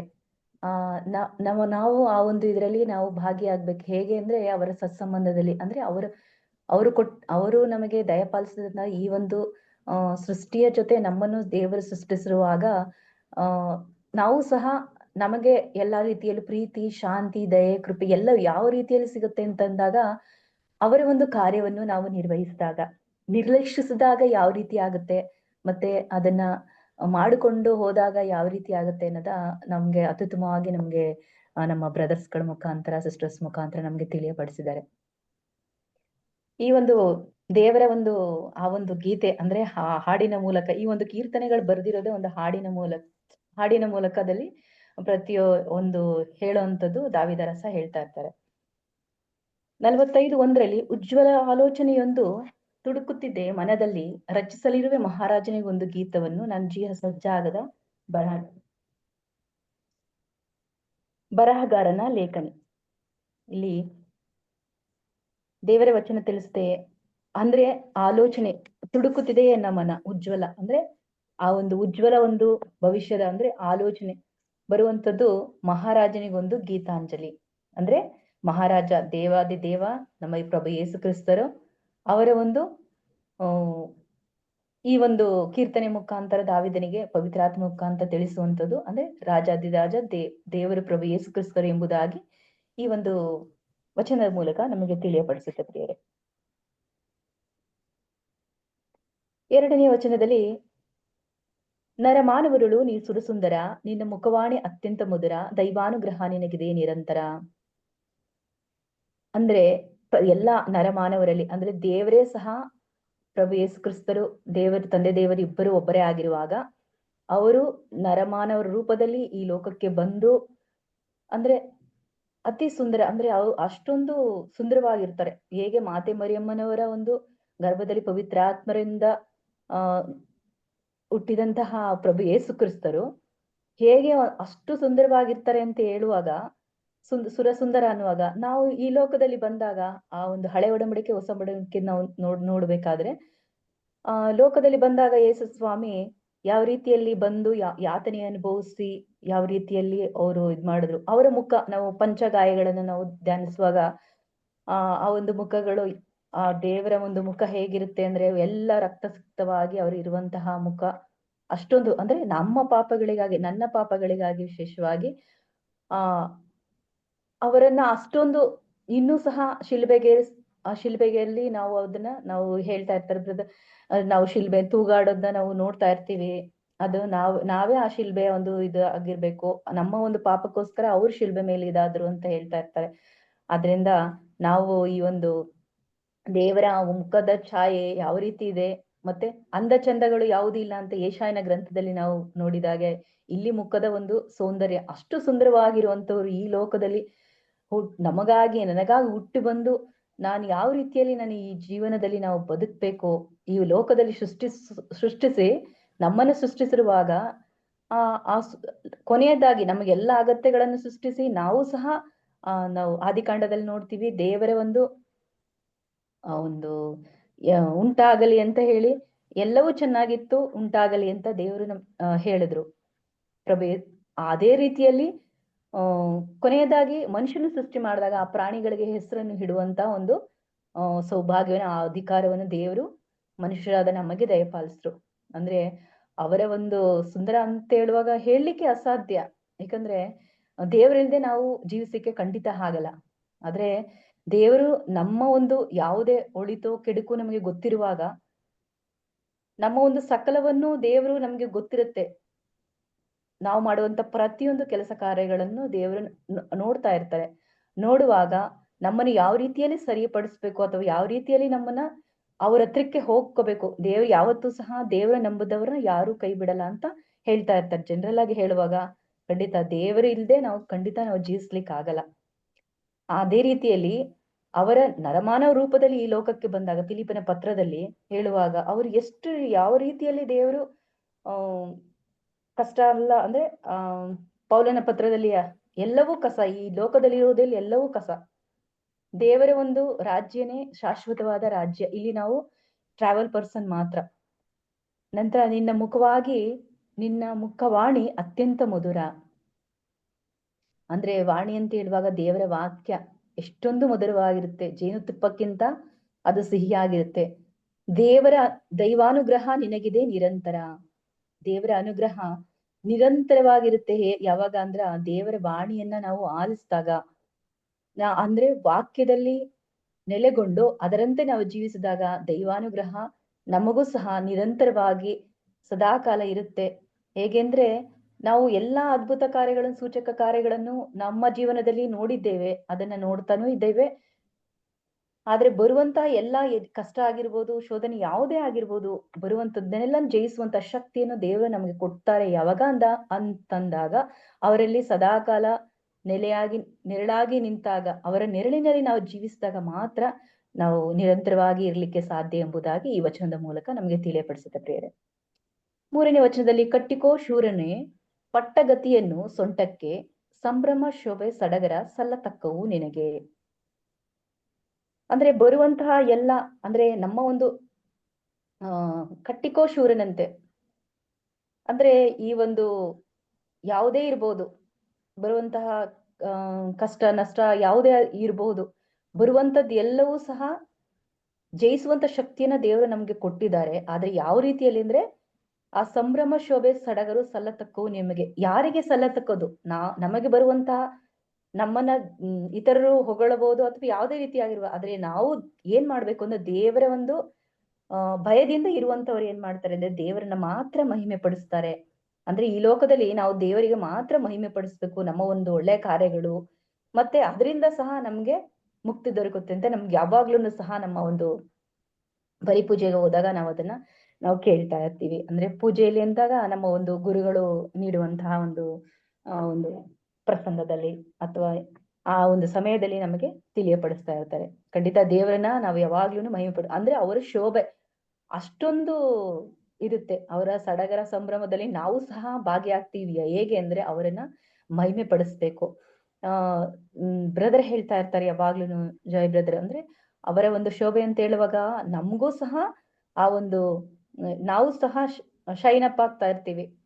ಹೇಗೆ ಅಂದ್ರೆ ಸ್ವಲ್ಪ ಸ್ವಲ್ಪ ಹಂತವಾಗಿ ನಾವು ಆಗ್ತಾ ಇರ್ತೀವಿ. ಹೇಗೆ ನಮಗೆ ದೇವರು ಕೊಟ್ಟಿರುವಂತಹ ಹಳೆಯ ಒಂದು ಸ್ವಭಾವ, ಹೊಸ ಸ್ವಭಾವ ಅಂತ ಹೇಳುವಾಗ ಯೋಹನ ಬರೆದ ಶುಭ ಸಂದೇಶದಲ್ಲಿ ನಾವು ನೋಡ್ತೀವಿ, ನಾವು ನೂತನ ಸೃಷ್ಟಿ ಆಗ್ಬೇಕು. ಹಳೆ ವರ್ಷದಲ್ಲಿ ಇದ್ದಂತಹ ಹಳೆಯ ಒಂದು ಯೋಚನೆ ಆಗಿರ್ಬೋದು, ಅಥವಾ ಇನ್ನಿತರ ಎಲ್ಲಾ ಕೆಲಸ ಕಾರ್ಯಗಳಿರಬಹುದು, ಅವೆಲ್ಲದರಿಂದ ನಾವು ಹೊಸ ಜೀವನಕ್ಕೆ ಬಂದಾಗ, ಹೊಸ ಒಂದು ಮನುಷ್ಯರಾಗಿ ನಾವು ಚೇಂಜ್ ಆದಾಗ, ಆ ಒಂದು ಸಡಗರ ಸಲತಕ್ಕೋ ಅಂತ ಹೇಳುವಾಗ, ಈ ಒಂದು ರಿಟ್ರೀಟ್ಗೆ ಹೋಗಿ ನಾವು ಬರ್ತೀವಿ, ಒಂದು ಕೆಲವು ಕಾಲ ಅಷ್ಟೇನೆ, ಒಂದು ಸ್ವಲ್ಪ ದಿನ ಅಷ್ಟೇ. ಆದ್ರೆ ಮತ್ತೆ ಅದೇ ಒಂದು ಹಳೆ ಇದಕ್ಕೆ ಹೋಗ್ತೀವಿ. ಅದಲ್ಲದೆ ಆ ಒಂದು ಸಡಗರದಲ್ಲಿ ನಾವು ಜೀವಿಸ್ಬೇಕು ಅಂದ್ರೆ ಹೇಗೆ ಅಂದ್ರೆ, ದೇವರಲ್ಲಿ ಸದಾ ನಿರತರಾಗಿ ಜೀವಿಸುವಾಗ ಅಂತ ಹೇಳುವಾಗ, ಈ ಲೋಕದಲ್ಲಿ ಎಲ್ಲವೂ ಶೂನ್ಯದಲ್ಲಿ ಶೂನ್ಯ ಆಗಿರುವಾಗ, ದೇವರ ಒಂದು ರಾಜ್ಯಕ್ಕೆ ನಾವು ತವಕ ಪಡುವಾಗ, ನಮಗೆ ಕೊಟ್ಟಂತಹ ಕಳೆದ ಒಂದು ಕೊರಿಂಥದ ಒಂದು ಪತ್ರದಲ್ಲಿ ಹೇಳುವಾಗ, ಅಂದ್ರೆ ದೇವರಲ್ಲಿ ಯಾವಾಗ ನಾವು ಹಿಂದೆ ಇರುವಂತಹ ಪ್ರೀತಿಯನ್ನು ನಾವು ಮುಂದೆನೂ ಸಹ ಒಂದೇ ರೀತಿಯಲ್ಲಿ ತೋರ್ಸ್ಬೇಕು. ಅದು ತೋರಿಸ್ತಾ ಇದ್ದಾಗ ದೇವರಲ್ಲಿ ನಾವು ಆ ತಕ್ಷಣನೇ ಪಶ್ಚಾತ್ತಾಪ ಪಟ್ಟು ದೇವರಿಗೆ ಅಭಿಮುಖರಾದಾಗ, ಖಂಡಿತ ದೇವರ ಒಂದು ರಾಜ್ಯದಲ್ಲಿ ನಾವು ಸಹ ಹೇಗೆ ಅಂದ್ರೆ, ರಾಜ್ಯ ವಿಮೋಸದ ಗೀತೆ ಅಂತ ಹೇಳುವಾಗ ಅವರ ಶೋಭೆಯಲ್ಲಿ, ಅಂದ್ರೆ ಅಷ್ಟೊಂದು ದೇವರ ಒಂದು ಶೋಭೆ, ಸಂಭ್ರಮ, ಸಡಗರ ಆ ಒಂದು ರಾಜ್ಯದಲ್ಲಿ ಇರುತ್ತೆ. ಈ ಲೋಕದಲ್ಲಿ ಯಾವುದು ಆ ಒಂದು ಇದು ನಮ್ಗೆ ಈ ಲೋಕದಲ್ಲಿ ಇರುತ್ತೆ, ಆದ್ರೆ ಆ ರಾಜ್ಯಕ್ಕೆ ಹೋಗ್ಬೇಕಾದ್ರೆ ಇಲ್ಲಿ ಬರುವಂತ ಎಲ್ಲಾ ಕಷ್ಟಗಳು, ಈ ಕಷ್ಟ ಸಂಕಟಗಳು ತಪ್ಪಿದ್ದಲ್ಲ, ಬಟ್ ಲೋಕವನ್ನು ನಾನು ಜಯಿಸಿದ್ದೇನೆ ಅಂತ ಹೇಳುವಾಗ, ಇಲ್ಲಿ ಬರುವಂತ ಎಲ್ಲಾ ಕಷ್ಟ ಸಂಕಟಗಳನ್ನು ಅನುಭವಿಸಿ, ಹೇಗೆ ದೇವರು 12 ಜನ ಶಿಷ್ಯರನ್ನು ಆರಿಸ್ಕೊಂಡ್ರು, ಅದೇ ರೀತಿ 72 ಮಂದಿಯನ್ನು ನಮ್ಮನ್ನು ಸಹ ದೇವರ ಆಯ್ಕೆ ಮಾಡ್ಕೊಂಡಿದ್ದಾರೆ. ನಾವು ಸಹ ದೇವರ ರಾಜ್ಯಕ್ಕೋಸ್ಕರ ನಾವು ದುಡಿಯುವಂತವಾಗಿರುವ ಸತತವು ಅವರ ನಾಮವನ್ನು ಮಹಿಮೆ ಪಡಿಸಬೇಕು ಎಂಬುದಾಗಿ ಈ ವಾಕ್ಯದ ಮುಖಾಂತರ ನಮಗೆ ತಿಳಿಯಪಡಿಸುತ್ತೆ ಪ್ರಿಯರು. 45:4 ಹೊರಡು ಒಡ್ಡಗಲದಿಂದ ವಾಹನ ರೂಢನಾಗಿ ತೆರಳು ಭುಜಬಲದಿಂದ ಮಹತ್ಕಾರವೆಸುವವನಾಗಿ. ಅಂದ್ರೆ ದೇವರು ಬರುವಂತಹ ಎರಡನೇ ಬರೋಣ ಕಾಲದಲ್ಲಿ, ಅಂದ್ರೆ ಯಾವ ರೀತಿಯಲ್ಲಿ ಮೊದಲನೇ ಬಂದದ್ದು, ಎರಡನೇ ಇದ್ರಲ್ಲಿ ಯಾವ ರೀತಿಯಲ್ಲಿ ದೂತರ ಮುಖಾಂತರ ಬರ್ತಾರೆ ಬರುವಂತಂದ್ರೆ ಭುಜಬಲದಿಂದ, ಅಂದ್ರೆ ನಮ್ಮ ಒಂದು ಶಕ್ತಿ ಸಾಮರ್ಥ್ಯ, ದೇವರ ಒಂದು ಶಕ್ತಿಯಿಂದನೇ ಪ್ರತಿಯೊಂದು ಆಗೋದು, ಮಹತ್ಕಾರ್ಯವೆಸಗುವಂಥದ್ದು. ಪ್ರತಿಯೊಂದು ಮಹತ್ಕಾರ್ಯ ಅಂತ ಹೇಳುವಾಗ, ನಾವು ದೇವರಲ್ಲಿ ಯಾವಾಗ ಐಕ್ಯಗೊಳ್ತೇವೆ, ದೇವರ ಸತ್ಸಂಬದಲ್ಲಿ ನಾವು ಇರ್ತೇವೆ, ಆವಾಗ ಮಾತ್ರ ದೇವರ ಒಂದು ಮಹತ್ಕಾರ್ಯವನ್ನು ನಾವು ಮಾಡುವಂತವರಾಗ್ತೀವಿ ಎಂಬುದಾಗಿ ಈ ಒಂದು ವಾಕ್ಯದ ಮುಖಾಂತರ ನಮಗೆ ಇದರಲ್ಲಿ ಪ್ರಕಟಣಾ ಕಾಂಡದಲ್ಲಿ ನಮಗೆ ಇದು ವಾಕ್ಯದ ಮುಖಾಂತರ ನಮಗೆ ತಿಳಿಯಪಡಿಸುತ್ತೆ ಪ್ರಿಯರೇ. ಬರುವಂತಹ ಎರಡನೇ ಬರೋಣಕ ಕಾಲದಲ್ಲಿ ಏನೆಲ್ಲ ಸಂಭವಿಸುತ್ತೆ, ಆಲ್ರೆಡಿ ಇವಾಗ ನಮ್ಗೆ ಕೋವಿಡ್ ಎಲ್ಲ ಬಂದು ಎಷ್ಟೋ ಜನರು ಒಳ್ಳೆಯ ವ್ಯಕ್ತಿಗಳನ್ನೇ ನಾವು ಕಳ್ಕೊಂಡಿದ್ದೀವಿ. ಆದ್ರೆ ನಾವು ಇದ್ದೀವಿ ಅಂದ್ರೆ ಅದು ದೇವರ ಕೃಪೆ ಎಂದರೆ, ಯಾಕಂದ್ರೆ ದೇವರ ಕೆಲಸವನ್ನ ನಮ್ಗೆ ನಿರ್ವಹಿಸಿದ್ದಾರೆ, ಅದನ್ನ ನಾವು ನಡೆಸ್ಕೊಂಡು ಹೋಗ್ಬೇಕು ಎಂಬ ಒಂದು ಚಿತ್ತದಿಂದ ನಮ್ಮನ್ನ ಉಳಿಸಿದ್ದಾರೆ, ಮತ್ತೆ ನಮ್ಮನ್ನ ನಡೆಸ್ಕೊಂಡು ಹೋಗ್ತಾರೆ, ನಮ್ ಜೊತೆ ಸದಾ ಕಾಲ ಇರ್ತಾರೆ ಎಂಬುದಾಗಿ. ಹೆಣಗು ಸತ್ಯಕ್ಕಾಗಿ ನ್ಯಾಯ ನೀತಿ ಪರನಾಗಿ.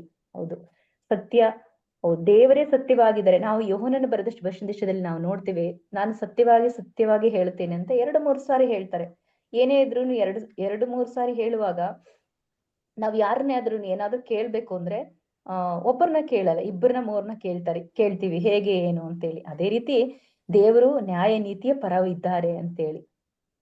ಯಾರೆಲ್ಲ ನ್ಯಾಯ ನೀತಿಗಾಗಿ ಹಸಿದು ಹಾತೊರೆಯುತ್ತಾರೆ, ಮತ್ತೆ ಬರೆದ ಶುಭ ಸಂದೇಶ 5ನೇ ಅಧ್ಯಾಯದಲ್ಲಿ ನಮಗೆ ಸವಿಸ್ತಾರವಾಗಿ ನಮಗೆ ಜಾಯ್ ಬ್ರದರ್ ನಮಗೆ ತಿಳಿಸ್ಕೊಟ್ಟಿದ್ದಾರೆ. ಖಂಡಿತ ದೇವರ ಒಂದು ನ್ಯಾಯ ನೀತಿ ಈ ಲೋಕದಲ್ಲಿ ನಮಗೆ ಏನೇ ಬಂದರೂ ಸಹ ದೇವರ ಒಂದು, ನಾವು ತೀರ್ಪು ಕೊಡುವಂತವರಲ್ಲ, ದೇವರು ತೀರ್ಪು ಕೊಡ್ತಾರೆ ಎಂಬುದಾಗಿ ನಾವು ತಿಳಿಯಪಡುದು.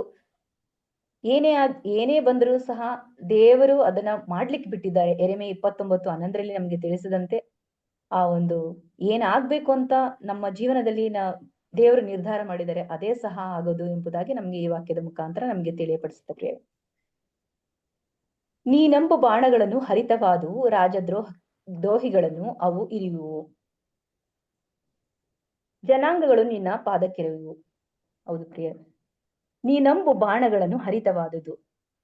ಬಾಣಗಳನ್ನು ಅಂದರೆ ದೇವರ ವಾಕ್ಯವು ಇಬ್ಬಾಯಿ ಕತ್ತಿಗಿಂತ ಹರಿತವಾದದ್ದು ಎಂಬುದಾಗಿ ಇಬ್ರಿಯ ಬರೆದ ಪತ್ರದಿಂದ ನಾವು ನೋಡ್ತಾ ಇದ್ದೀವಿ ಪ್ರೇರೆ. ಅವರ ವಾಕ್ಯವು ಯಾವ ರೀತಿ ಎಂದಾಗ, ನಾವು ಆಲಿಸ್ಕೊಂಡಾಗ ಆ ವಾಕ್ಯದ ಮುಖಾಂತರ ನೀವು ಆಲಿಸಲೇಬೇಕು, ಪಾಲಿಸಲೇಬೇಕು. ದೇವರ ವಾಕ್ಯವನ್ನು ನಾವು ಅರಿತು ಅದರಂತೆ ನಾವು ಜೀವಿಸಿದಾಗ ನಾವು ಸಹ ದೇವರ ಮಕ್ಕಳಾಗುವಂತಹ ಸೌಭಾಗ್ಯ ಪ್ರತಿಯೊಬ್ಬರಿಗೂ ಇದೆ. ನಮಗೆ ಅಂತಲ್ಲ, ಇಡೀ ಮನುಕುಲಕ್ಕೂ ಇದೆ. ಆದ್ರೆ ದೇವರ ವಾಕ್ಯವನ್ನು ಅರಿತು ಅದರಂತೆ ಜೀವಿಸ್ಬೇಕು. ರಾಜದ್ರೋಹಿ ಅವುಗಳನ್ನು ಇರಿಯುವು ಅಂತ ಹೇಳುವಾಗ ನಾವು ಮಾಡುವಂತ ದ್ರೋಹ ಅಂದ್ರೆ ರಾಜದ್ರೋಹ, ದೇವರಿಗೆ ದ್ರೋಹ ಮಾಡ್ತೀವಿ. ರಾಜ ಅಂತ ಹೇಳುವಾಗ ದೇವ್ರು, ದೇವರಿಗೆ ದ್ರೋಹ ಮಾಡಿದಾಗ ಅದು ಏನೇ ಆಗಿರ್ಬೋದು, ಸಣ್ಣ ಪುಟ್ಟ ತಪ್ಪಾಗಿರ್ಬೋದು, ದೇವರಿಗೆ ನಾವು ಪಶ್ಚಾತ್ತಾಪ ಪಟ್ಟು ದೇವರಿಗೆ ಅಭಿಮುಖರಾಗಿ ಆದಾಗ ಮಾತ್ರ ನಾವು ಅವರ ಒಂದು ಇದಕ್ಕೆ ನಾವು ಪಾತ್ರರಾಗ್ತೀವಿ. ಇಲ್ಲಾಂದ್ರೆ ಆ ಒಂದು ಒಳಿತು ಕೆಡುಕುಗಳ ಮನುಷ್ಯನ ಒಂದು ಏನು ಅಂದ್ರೆ ಎಲ್ಲರನ್ನು ಪ್ರೀತಿಸುವಂತ ದೇವರು, ಆದ್ರೆ ಅವ್ರನ್ನು ಸಹ ಒಳ್ಳೆ ದಾರಿಗೆ ತರಲಿಕ್ಕೆ ದೇವರು ಈ ವಾಕ್ಯಗಳ ಮುಖಾಂತರ ನಮ್ಗೆ ಪವಿತ್ರ ಶ್ರೀಗಂಧವನ್ನು ನಮ್ಗೆ ತಿಳಿಯಪಡಿಸಿದ್ದಾರೆ ಪ್ರಿಯರೇ. ಅಂದ್ರೆ ಎಲ್ಲ ಎಷ್ಟೇ ದೇವರು ಪ್ರತಿಯೊಂದು ವಾಕ್ಯದ ಮುಖಾಂತರ ತಿಳಿಸು ಪದೇ ಪದೇ ಅದೇನೇ ನಾವು ಮಾಡಿದಾಗ, ತಪ್ಪುಗಳನ್ನು ಮಾಡಿದಾಗ ಅದು ವಿನಾಶಕ್ಕೆ ಮಾರ್ಗ ಆಗುತ್ತೆ. ಆದ್ರೆ ದೇವರ ವಾಕ್ಯದಲ್ಲಿ ನಾವು ಸ್ಥಿರವಾಗಿ ಅಂದ್ರೆ ವಾಕ್ಯದನ್ನು ನಾವು ಅನುಸರಿಸುವುದಾಗ ದೇವರ ಒಂದು ಮಕ್ಕಳಾಗುವಂತಹ ಸೌಭಾಗ್ಯನ ದೇವರು ನಮಗೆ ಕೊಡ್ತಾರೆ ಎಂಬುದಾಗಿ ಈ ವಾಕ್ಯದ ಮುಖಾಂತರ ನಮಗೆ ತಿಳಿಯಪಡಿಸುತ್ತೇವೆ. ಅಮರವಾದದ್ದು ಹೇ ದೇವ ನಿನ್ನ ಸಿಂಹಾಸನ, ನ್ಯಾಯ ಸ್ಥಾಪಕವಾದುದು ನಿನ್ನ ರಾಜದಂಡ. ದೇವರ ಸಿಂಹಾಸನವು ಅಮರವಾದದ್ದು ಅಂದ್ರೆ ಅವರ ಒಂದು ಅಲ್ಲಿಗೆ ಯಾರು ಯೋಗ್ಯರು ಎಂಬುದಾಗಿ ಆ ಇಲ್ಲಿ ಪಟ್ಟಂತ ಎಲ್ಲಾ ಕಷ್ಟ ಆಗಿರ್ಬೋದು, ಯಾತನೆ ಆಗಿರ್ಬೋದು, ಏನೇ ಆಗಿರ್ಬೋದು, ನಾವು ಪ್ರಕಟಣಾ ಕಾಂಡದಲ್ಲಿ ನಾವು ತಿಳಿಯಪಡಿಸ್ತೇವೆ. ಅಂದ್ರೆ ಇನ್ನೂ ಸಹ ಆ ಒಂದು ದೈವಿ ಮಕ್ಕಳು ಅಂದ್ರೆ ಯಾರೆಲ್ಲ ಲೋಕಕ್ಕೆ ಈ ಒಂದು ರಾಜ್ಯಕ್ಕಾಗಿ ದುಡಿದು ಹೋಗುವಂತ ಮಕ್ಕಳು, ಈ ಲೋಕ ಶಾಶ್ವತವಲ್ಲ, ಎಲ್ಲವೂ ನಶ್ವರ, ಒಂದು ದಿನ ಈ ಲೋಕನ ಬಿಟ್ಟು ಹೋಗೋದನ್ನ ಜೆರುಸಲೇಮಿನ ಮಕ್ಕಳೇ ಅಂದ್ರೆ ನೀವೆಲ್ಲರೂ ಅಂದ್ರೆ ಮತ್ತೆ ದೇವರು ಪ್ರತಿಯೊಬ್ಬರನ್ನ ಕರೀತಾ ಇರ್ತಾರೆ, ನನ್ನ ಹತ್ತಿರ ಬರ್ಬೇಕು ಅಂತ ದೇವರು ಕರೀತಾ ಇರ್ತಾರೆ.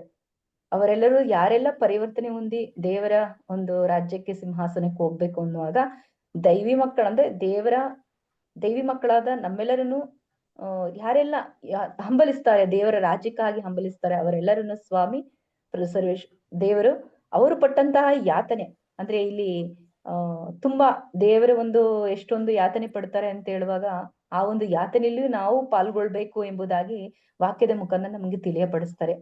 ಹಾಗಾದ್ರೇನೆ ನಾವು ಸಹ ದೇವರ ಬಲಗಡೆಯಲ್ಲಿ ಅಂದ್ರೆ ಅವರ ಮಹಿಮೆಯಲ್ಲೂ ನಾವು ಪಾಲ್ಗೊಳ್ತೇವೆ ಎಂಬುದಾಗಿ ನಮ್ಗೆ ಹೊಸ ಒಡಂಬಡಿಕೆಯಲ್ಲಿ ತಿಳಿಯಪಡಿಸ್ತಾರೆ. ಅಂದ್ರೆ ಅಷ್ಟೊಂದು ಸೌಭಾಗ್ಯನ ನಮ್ಗೆ ದೇವರು ದಯಪಾಲಿಸ್ತಾರೆ. ದೇವರುಗಳೇ ಅಂತ ನಾವು ನಮ್ಮನ್ನ ಹೇಳುವಂತ ಒಂದು ವಚನನ್ನು ಸಹ ನಾವು ಈ ಒಂದು ಶ್ರೀಗಂಧದಲ್ಲಿ ನಾವು ನೋಡ್ತೇವೆ. ನ್ಯಾಯಸ್ಥಾಪಕವಾದದ್ದು ನಿನ್ನ ರಾಜದಂಡ ಅಂದ್ರೆ ದೇವರ ಒಂದು ನ್ಯಾಯ ನೀತಿ ಪ್ರತಿಯೊಂದು ಸಹ ದೇವರಿಗೆ ಎಲ್ಲವನ್ನು ಗೊತ್ತಿದೆ. ಅಂದ್ರೆ ರಾಜದಂಡ ದೇವರು ಕೊಡುವಂತಹ ಯಾವುದೇ ಆಗಿರ್ಬೋದು ಅದೆಲ್ಲವೂ ದೇವರಿಗೆ ಗೊತ್ತಿರುವಂತದ್ದು ಎಂಬುದಾಗಿ ತಿಳಿಯಪಡಿಸುತ್ತೆ ಪ್ರಿಯರೇ. 7ನೇ ವಚನದಲ್ಲಿ ಪ್ರೀತಿಸದೆ ನೀ ಧರ್ಮವನ್ನು, ದ್ವೇಷಿಸದೆ ಅಧರ್ಮವನ್ನು, ಆನಂದ ತೈಲದಿಂದ ಅಭಿಷೇಕಿಸದೆ ನಿನ್ನ ದೇವರನ್ನು. ಇಲ್ಲಿ ಪ್ರೀತಿಸದೆ ನೀ ರಾಜಧರ್ಮವನ್ನು, ಹೌದು ಪ್ರಿಯರೇ, ನಮಗೆ ತಿಳಿಯಪಡಿಸುತ್ತೆ ಏನಂದ್ರೆ ಯಾವುದೇ ಆಗಿರ್ಬೋದು, ಒಂದು ಯುದ್ಧ ಕಾಲ ಅಂತ ಹೇಳುವಾಗ ಇಲ್ಲಿ ದಂಡವನ್ನು ಅಂತ ಮೊದಲನೇ ಹೇಳಿದ್ರಲ್ಲಿ ಇಲ್ಲಿ 6ನೆಯ ವಚನಕ್ಕೆ ಇಲ್ಲಿ ಧರ್ಮೋಪದೇಶ ಕಾಂಡ 24ರಲ್ಲಿದೆ ವಚನ. ಆದ್ರೆ ಯುದ್ಧ ಕುರಿತು ನಿಯಮಗಳು ಅಂದ್ರೆ ನೀವು ಶತ್ರುಗಳನ್ನೇ ಯುದ್ಧ ಮಾಡಿದ ಕಾಲ ಹತ್ತಿರವಾಗಿದೆ, ನೀವು ಎದೆಗುಂದಬಾರದು, ದಿಗಿಲುಗೊಂಡಬಾರದು, ನಡುಕಬಾರದು, ಶತ್ರುಗಳಿಗೆ ಭಯಪಡಬಾರದು. ಸರ್ವೇಶ್ವರ ನಿಮ್ಮ ಸಂಗಡ ಇದ್ದು ಶತ್ರುಗಳನ್ನೇ ನಿಮ್ಮ ಪರವಾಗಿ ಯುದ್ಧ ಮಾಡುವರು. ಅಂದ್ರೆ ಏನೇ ಬಂದರೂ ಸಹ ಅಂದ್ರೆ ದೇವರ ಮಕ್ಕಳಾಗಿರುವಾಗ ನಾವು ಆ ಒಂದು ಬರುವಂತ ಎಲ್ಲಾ ಯುದ್ಧಗಳನ್ನು ಜಯಿಸುವಂತ ಶಕ್ತಿಯನ್ನು ದೇವರು ಕೊಡಿ. ಹೇಗೆ ಅಂದ್ರೆ ಹೇಗೆ ಮೋಶೆಯು ತಮ್ಮ 2 ಕರಗಳನ್ನು ಎತ್ತಿ ದೇವರನ್ನ ಸ್ತುತಿಸಿದಾಗ ಹೇಗೆ ಜಯ ಹೊಂದುತ್ತಿದ್ರು, ಅದೇ ಸಹ ನಾವು ಸಹ ಬರುವಂತಹ ಶತ್ರುಗಳ ಒಂದು ಇದರಿಂದ ದೇವರು ನಮ್ಮನ್ನ ಪಾರ್ ಮಾಡ್ತಾರೆ ಅಂತೇಳಿ ಅಂದ್ರೆ ಹತ್ರ ಆಗಿದೆ, 2ನೇ ಬರುವನ ಕಾಲ ಹತ್ರವಾಗಿದೆ ಎಂಬುದಾಗಿ ತಿಳಿಯಪಡಿಸುತ್ತೆ. ಇಲ್ಲಿ ಧರ್ಮವನ್ನು ಅಧರ್ಮವನ್ನು ಅಂತ ಹೇಳುವಾಗ ನ್ಯಾಯ ನೀತಿ ಧರ್ಮ ದೇವರು ಎಲ್ಲವನ್ನೂ ಬಲ್ಲವರಾಗಿದ್ದಾರೆ. ನಮ್ಮ ಒಂದು ಕ್ರೈಸ್ತಿಯ ಒಂದು ಧರ್ಮದಲ್ಲಿ ನಾವು ಅಭಿಷೇಕಿಸಲ್ಪಟ್ಟಂತವರು, ಆನಂದ ತೈಲದಿಂದ ಅಭಿಷೇಕಿಸಲು ನಿನ್ನ ದೇವನು. ಪ್ರತಿಯೊಂದು ಅಭಿಷೇಕಿಸಲ್ಪಟ್ಟಂತಹ ಮಕ್ಕಳು ದೇವರ ವಾಕ್ಯವನ್ನ ನಾವು ಸಾರಬೇಕು ಎಂಬುದಾಗಿ ನಮಗೆ ಪ್ರತಿದಿನದ ಬಲಿಪೂಜೆಯಲ್ಲಿ ನಮಗೆ ತಿಳಿಯಪಡಿಸಿದೆ. ಹೋಗಿರಿ ಶುಭ ಸಂದೇಶವನ್ನು ಎಲ್ಲೆಡೆ ಸಾರಿರಿ ಎಂಬುದಾಗಿ. ಆ ಒಂದು ಶುಭ ಸಂದೇಶವನ್ನು ಸಾರಲು ಬೇಕಾದಂತಹ ಎಲ್ಲಾ ರೀತಿಯಲ್ಲೂ ಪವಿತ್ರಾತ್ಮರ ಒಂದು ಅಭಿಷೇಕದಿಂದ ನಮ್ಮನ್ನು ಅಭಿಷಿಸಲ್ಪಟ್ಟಂತಹ ಮಕ್ಕಳಾಗಿ ಇರುವಾಗ ದೇವರ ವಾಕ್ಯವನ್ನ ನಾವು ಸಾರಲೇಬೇಕು. ಸಾರದಿದ್ದರೆ ನಿನಗೆ ಧಿಕ್ಕಾರ ಎಂಬುದಾಗಿ ನಾವು ವಚನದ ಮುಖಾಂತರ ನಾವು ತಿಳಿಯಕೊಂಡಿದ್ದೇವೆ ಪ್ರಿಯರೇ. ಅಂದ್ರೆ ಓಟದ ಸ್ಪರ್ಧೆಯಲ್ಲಿ ನಾವು ಓಡ್ತಾ ಇರ್ಬೇಕು ಎಂಬುದಾಗಿ ಪೌಲ ನಮಗೆ ಅವರ ಪತ್ರದಲ್ಲಿ ನಮಗೆ ತಿಳಿಯಪಡಿಸ್ತಾರೆ. ಮಿತ್ರರಿಗಿಂತ ಮಿಗಿಲಾಗಿ ಅಭಿಷೇಕಿಸಿಹನು ಆತನು ನನ್ನನ್ನು. ಅಂದ್ರೆ ಅವರ ಮಿತ್ರಗಿಂತ ಅಭಿಷೇಕಿಸ್ಬೇಡ ಅಂದ್ರೆ ದೇವರ ಮಿತ್ರ ಅಂದ್ರೆ ಅಂತ ಹೇಳುವಾಗ ದೇವರು ಅಷ್ಟೊಂದು ನಮ್ಮನ್ನ ಅವರ ಒಂದು ಸಂಬಂಧದಲ್ಲಿ ನಮ್ಮನ್ನ ಇರಿಸ್ಕೋಬೇಕು. ಅವರ ಪ್ರೀತಿಯಲ್ಲಿ ಅಂದ್ರೆ ಅವರ ಪ್ರೀತಿ ಮತ್ತು ಕರುಣೆ ಶಾಶ್ವತವಾಗಿ ಇರುವಂತದ್ದು ಎಂಬುದಾಗಿ ತಿಳಿಯಪಡಿಸಿದ. ಪ್ರತಿಯೊಬ್ಬರಿಗೂ ಸಹ ದೇವರು ಆ ಕರುಣೆಯನ್ನು ಪ್ರೀತಿಯನ್ನು ತೋರಿಸುವಂತಾಗಿದ್ದಾರೆ. ಅದೇ ಅಚಲವಾದ ಪ್ರೀತಿಯಲ್ಲಿ ನಾವು ಯಾವಾಗ ಇರ್ತೇವೆ, ಈ ಲೋಕದ ಕೊಡುವಂತಹ ಪ್ರೀತಿಗಿಂತ ದೇವರ ಪ್ರೀತಿಯಲ್ಲಿ ನಾವು ಮಿಗಿಲಾಗಿದ್ದಾಗ ಅವರ ಒಂದು ಮಿತ್ರನಾಗಿ ಅಂದ್ರೆ ಅವರ ಮಿತ್ರರು, ಅವರ ಎಲ್ಲಾ 12 ಶಿಷ್ಯರು ಎಲ್ಲರೂ ನನ್ನ ಮಿತ್ರರು ಎಂಬುದಾಗಿ ದೇವರು ಅನ್ಕೊಳ್ತಾ ಇದ್ರು. ಅವರನ್ನ ಏನೇ ಮಾಡಿದ್ರು ಸಹ ಅವರಿಗೆ ಅವಿಶ್ವಾಸದಲ್ಲಿದ್ದವರನ್ನ ವಿಶ್ವಾಸಕ್ಕೆ ತಂದಂತಹ ಪ್ರಭು ಯೇಸು ಕ್ರಿಸ್ತರು ತಮ್ಮ ವಚನದ ಮುಖಾಂತರ ನಮ್ಗೆ ತಿಳಿಯಪಡಿಸ್ತಾರೆ. ಅವರು ಪೇತ್ರರಾಗಿದ್ದರೆ ಅವರು ಒಂದು ಧರ್ಮಸಭೆಯ ಬಂಡೆ ಎಂಬುದಾಗಿ ನಾವು ಸಹ ಆ ಒಂದು ವಿಶ್ವಾಸದಲ್ಲಿ ನಾವು ಸ್ಥಿರವಾಗಿ ನಿಂತಾಗ ದೇವರ ಒಂದು ಮಿತ್ರರಾಗುತ್ತೇವೆ ಎಂಬುದಾಗಿ ಈ ಒಂದು ಅಭಿಷೇಕಿಸಿದಂತಹ ಒಂದು ಮಕ್ಕಳಾಗಿ ಜೀವಿಸ್ತೇವೆ ಎಂಬುದಾಗಿ ನಮಗೆ ತಿಳಿಯಪಡಿಸುತ್ತೆ ಪ್ರಿಯರೇ. ನಂತರ 8ನೆಯ ವಚನದಲ್ಲಿ ಘಮಘಮಿಸುತ್ತಿದೆ ನಿನ್ ನುಡಿಗೆ ರಸಗಂಧ ಅಗುರು ಚಂದಗಳಿಂದ ಮನೋರಂಜನೆಗೊಳ್ಳುತ್ತಿರುವೆ ದಂತ ಮಂದಿರ ದುನ್ನತ ವಾದ್ಯಗಳಿಂದ. ನಾವು ಬಲಿಪೂಜೆಯಲ್ಲಿ ನಾವು ಇಲ್ಲಿ ಮನರಂಜನೆಗೊಳಗಿರುತ್ತಿದೆ ದಂತ ಮಂದಿರದೊಂದು ವಾದ್ಯದಿಂದ. ಆ ಒಂದು ಬಲಿಪೂಜೆಯಲ್ಲಿ ನಾವು ಭಾಗವಹಿಸುವಾಗ ಆ ಒಂದು ವಾದ್ಯವನ್ನು ನುಡಿಸುವುದು ಅಂದ್ರೆ ಆ ಒಂದು ಮಂದಿರ ಪರಿಶುದ್ಧವಾದ ಆ ಒಂದು ಸಮ್ಮುಖದಲ್ಲಿ ದೇವರ ಒಂದು ಪ್ರಸನ್ನತೆ ನಮ್ಗೆ ಸಿಗುತ್ತೆ. ಹೇಗೆ ಅಂದ್ರೆ ಯಾವಾಗ ನಾವು ಹಂಬಲಿಸಿ ದೇವರಿಗಾಗಿ ನಾವು ತವಕ ಪಡುತ್ತೇವೆ, ಆವಾಗ ಮಾತ್ರ ನಮ್ಗೆ ಆ ಒಂದು ದೇವರ ಒಂದು ದರ್ಶನ ಆಗಿರ್ಬೋದು ಅಥವಾ ಅವರ ಒಂದು ವಾಣಿ ಆಗಿರ್ಬೋದು, ಆ ಒಂದು ಪ್ರಸನ್ನತೆ ಅಂದ್ರೆ ಅವರ ಒಂದು ಸ್ಪರ್ಶವನ್ನು ನಾವು ಆ ಒಂದು ಮಂದಿರದಲ್ಲಿ ನಾವು ತೆಗೆದುಕೊಳ್ಳಿಕ್ಕೆ ಸಾಧ್ಯವಾಗುತ್ತೆ ಅಂತ ಈ ವಚನದ ಮೂಲಕ ನಮ್ಗೆ ತಿಳಿಯಪಡಿಸುತ್ತೆ. ಥ್ಯಾಂಕ್ ಯು ಪ್ರಿಯರೇ. Praise the lord.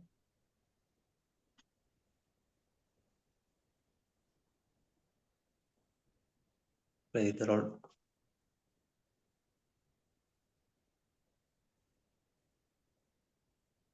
ಪ್ರಿಯರೇ, ಇಬ್ರು ಕರೆಕ್ಟ್, ವೆರೋನಿಕಾ ಸಿಸ್ಟರ್ ಇಬ್ರು ಅರ್ಧರ್ಧ ಗಂಟೆ ಕರೆಕ್ಟ್ ಮಾತಾಡಿದಿರ. ಸಮಯ ಇಲ್ಲೇ ಒಂದು ಕಾಲ 6 ಗಂಟೆ ಆಗಿದೆ. ದಯಾಳ್ ಸರ್ ಇದ್ದೀರಾ? ಅಡ್ಸನ್ ಎಸ್ ಅಡ್ಸನ್ ಮಾತಾಡಿ. ಏನ್ ಗೊತ್ತಾ, ನಾನು ಸಹೋದರಿ ವೆರೋನಿಕಾ ಮತ್ತು ಸಹೋದರಿ ರೂಪ ಬೋಧನೆ ಮಾಡಿ ಪರಿಪೂರ್ಣತೆಯನ್ನು ಆರಿಸುವಾಗ ಒಂದೇ ಒಂದು ಥಾಟ್ ಬಂದಿದ್ದು.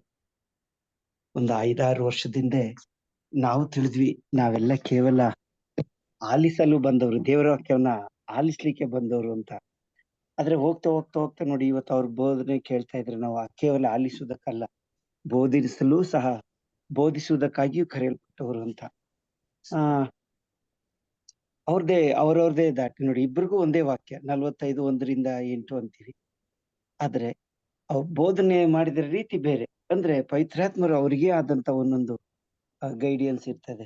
ಅದರ ಮುಖಾಂತರ ಅವ್ರು ಖಂಡಿತವಾಗಿಯೂ ಅವರ ಒಂದು ಜ್ಞಾನಕ್ಕೆ ಮೀರಿ, ಅವರ ಒಂದು ಶಕ್ತಿಗೆ ಮೀರಿ, ಅವರ ಆಲೋಚನೆಗೂ ಮೀರಿ ಬೋಧಿಸಿದ್ದಾರೆ. ಅದು ಕೇವಲ ದೈವ ಶಕ್ತಿಯಿಂದ, ಆತ್ಮರ ಪ್ರೇರಣೆಯಿಂದ ಮಾತ್ರ ಸಾಧ್ಯ. ಬಹುಶಃ ನನ್ಗನ್ಸ್ತದೆ ನಮ್ಮ ಈ ಎಲ್ಲಾ ತಂಡದ ಈ ಸಹೋದರರುಗಳು ಬಹುಶಃ ಎಲ್ಲೇ ಇದ್ರು ಇನ್ನು ಮುಂದೆ ಅವ್ರನ್ನ ಸುಮ್ನೆ ಸಾಮಾನ್ಯವಾಗಿ ನೋಡುದಿಲ್ಲ. ಯಾರಾದ್ರೂ ನೋಡಿದ್ರೆ ದಯಮಾಡಿ ಪ್ರಾರ್ಥನೆ ಮಾಡ್ತೀರಾ. ಎಲ್ಲಾದ್ರೂ ಒಂದು ಕುಟುಂಬ ಸೇರಿದ್ರೆ, ಒಂದು ಕಾರ್ಯಕ್ರಮ ಸೇರಿದ್ರೆ ಖಂಡಿತವಾಗಿಯೂ ವೆರೋನಿಕಾ ಸಿಸ್ಟರ್ ಇರ್ಬೋದು ಅಥವಾ ನಮ್ಮ ರೂಪಾ ಸಿಸ್ಟರ್ ಇರ್ಬೋದು, ಇವ್ರನ್ನೆಲ್ಲ ನೋಡಿದ್ರೆ ಖಂಡಿತವಾಗಿಯೂ ಸ್ವಲ್ಪ ಪ್ರಾರ್ಥನೆ ಮಾಡುಮ ಅಂತಾರೆ. ಅಂದ್ರೆ ಆ ಒಂದು ಮಟ್ಟಕ್ಕೆ ದೇವರು ಅವ್ರನ್ನ ಬೆಳೆಸಿದ್ದಾರೆ. ಅದಕ್ಕೆ ಕಾರಣ ಅವರೇ ಆದಂತ ಒಂದು ಸ್ಯಾಕ್ರಿಫೈಸ್.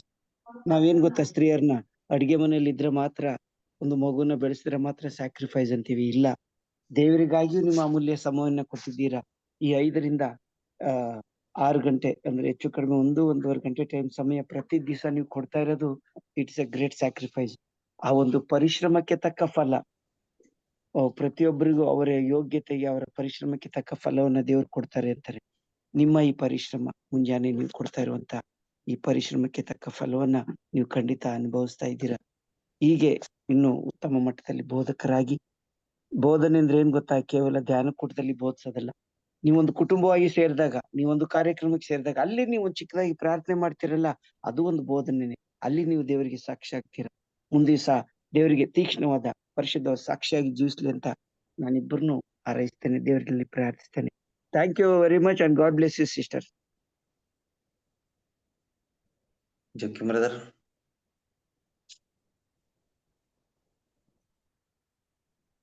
ಇಬ್ಬರು ಉತ್ತಮವಾಗಿ ಇವತ್ತು ವಿವರಿಸಿದ್ದಾರೆ ರಾಜವ್ಯವಸ ಗೀತೆ. ಸೊ ಇದು ಯೇಸುವೆ ನಮ್ಮ ಮದುಮಗ, ನಾವು ಮದುಮಗಳು, ನಮ್ಮ ಪವಿತ್ರ ಸಭೆ ಮದುಮಗಳು. ಸೊ ಪ್ರತಿನಿತ್ಯ ಇದು ನಾವು ಮದುಮಗನನ್ನು ಆಶ್ರಯಿಸಿ ಜೀವಿಸಬೇಕು. ಸೊ ಅದು ಮತ್ತೆ ಯೇಸುವನ ವಾಕ್ಯದಂತೆ ನಾವು ನಡೆಯಬೇಕು. ಸೊ ಅದನ್ನು ಇವರು ಸರಿಯಾಗಿ ಅವರಿಗೆ ಅವರಿಗೆ ಹೇಗೆ ಪ್ರೇರಣೆ ಸಿಕ್ಕಿದೆ ಅದರಂತ ವಿವರಿಸಿದ್ದಾರೆ. ಸೊ ಈ ರಾಜ ಇಲ್ಲಿ ದಾವಿದ ರಾಜನು ಕೂಡ ರಾಜನಾಗಿ ಅಭಿಷೇಕನಾಗದನು, ಹಾಗೆ ಯೇಸು ಸ್ವಾಮಿ ಕೂಡ ಅಭಿಷೇಕ್ತನಾಗಿ ಅವರು ನಮ್ಮನ್ನು ಬಿಡಿಸಿದ್ದಾರೆ ಕಷ್ಟದಿಂದ ನಷ್ಟದಿಂದ. ನಮ್ಮ ಅದನ್ನು ಅವರು ವೆರೋನಿಕಾ ಸಿಸ್ಟರ್ ಮತ್ತೆ ರೂಪಾ ಸಿಸ್ಟರ್ ಇಬ್ಬರು ವಿವರಿಸಿದ್ದಾರೆ. So is anointed one, is Messiah, ಮತ್ತು ನಮ್ಮ ಮದುಮಗಳಿಗೆ ಅವರನ್ನು ಅನುಸರಿಸಿ ನಡೆಯುವವರಿಗೆ ಎಲ್ಲರಿಗೆ ಅವರು ನಡೆಸಿಕೊಡ್ತಾರೆ ಅಂತ ಹೇಳಿ ಈ ಕೀರ್ತನೆ ಮುಖಾಂತರ ನಮ್ಮನ್ನು ತೋರಿಕೊಳ್ತಾರೆ. God bless you all. Yeah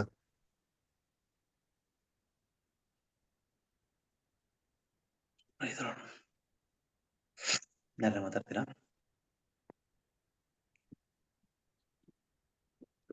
ಅವರಲ್ಲಿರುವ brother, ಮಾತಾಡಿ.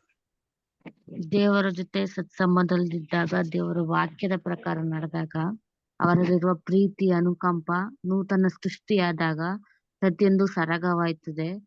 ಅವರು ನಮ್ಮ ಚಿತ್ತದಂತಲ್ಲ, ಅವರ ಚಿತ್ತದಂತೆ ನಡೆದಾಗ ಪ್ರತಿಯೊಂದು ಸರಾಗವಾಗಿ ನಡೀತದೆ. ನಾವು ಅಳಿದು ಉಳಿದು ಹೋಗುವ ಆಸ್ತಿಗಳಿಗೆ ತವಕ ಪಡಬಾರ್ದು. ಸ್ವರ್ಗದಲ್ಲಿ ನಾವು ನೆಲೆಗೊಳ್ಳುವುದಕ್ಕೆ ತವಕ ಪಡಬೇಕು.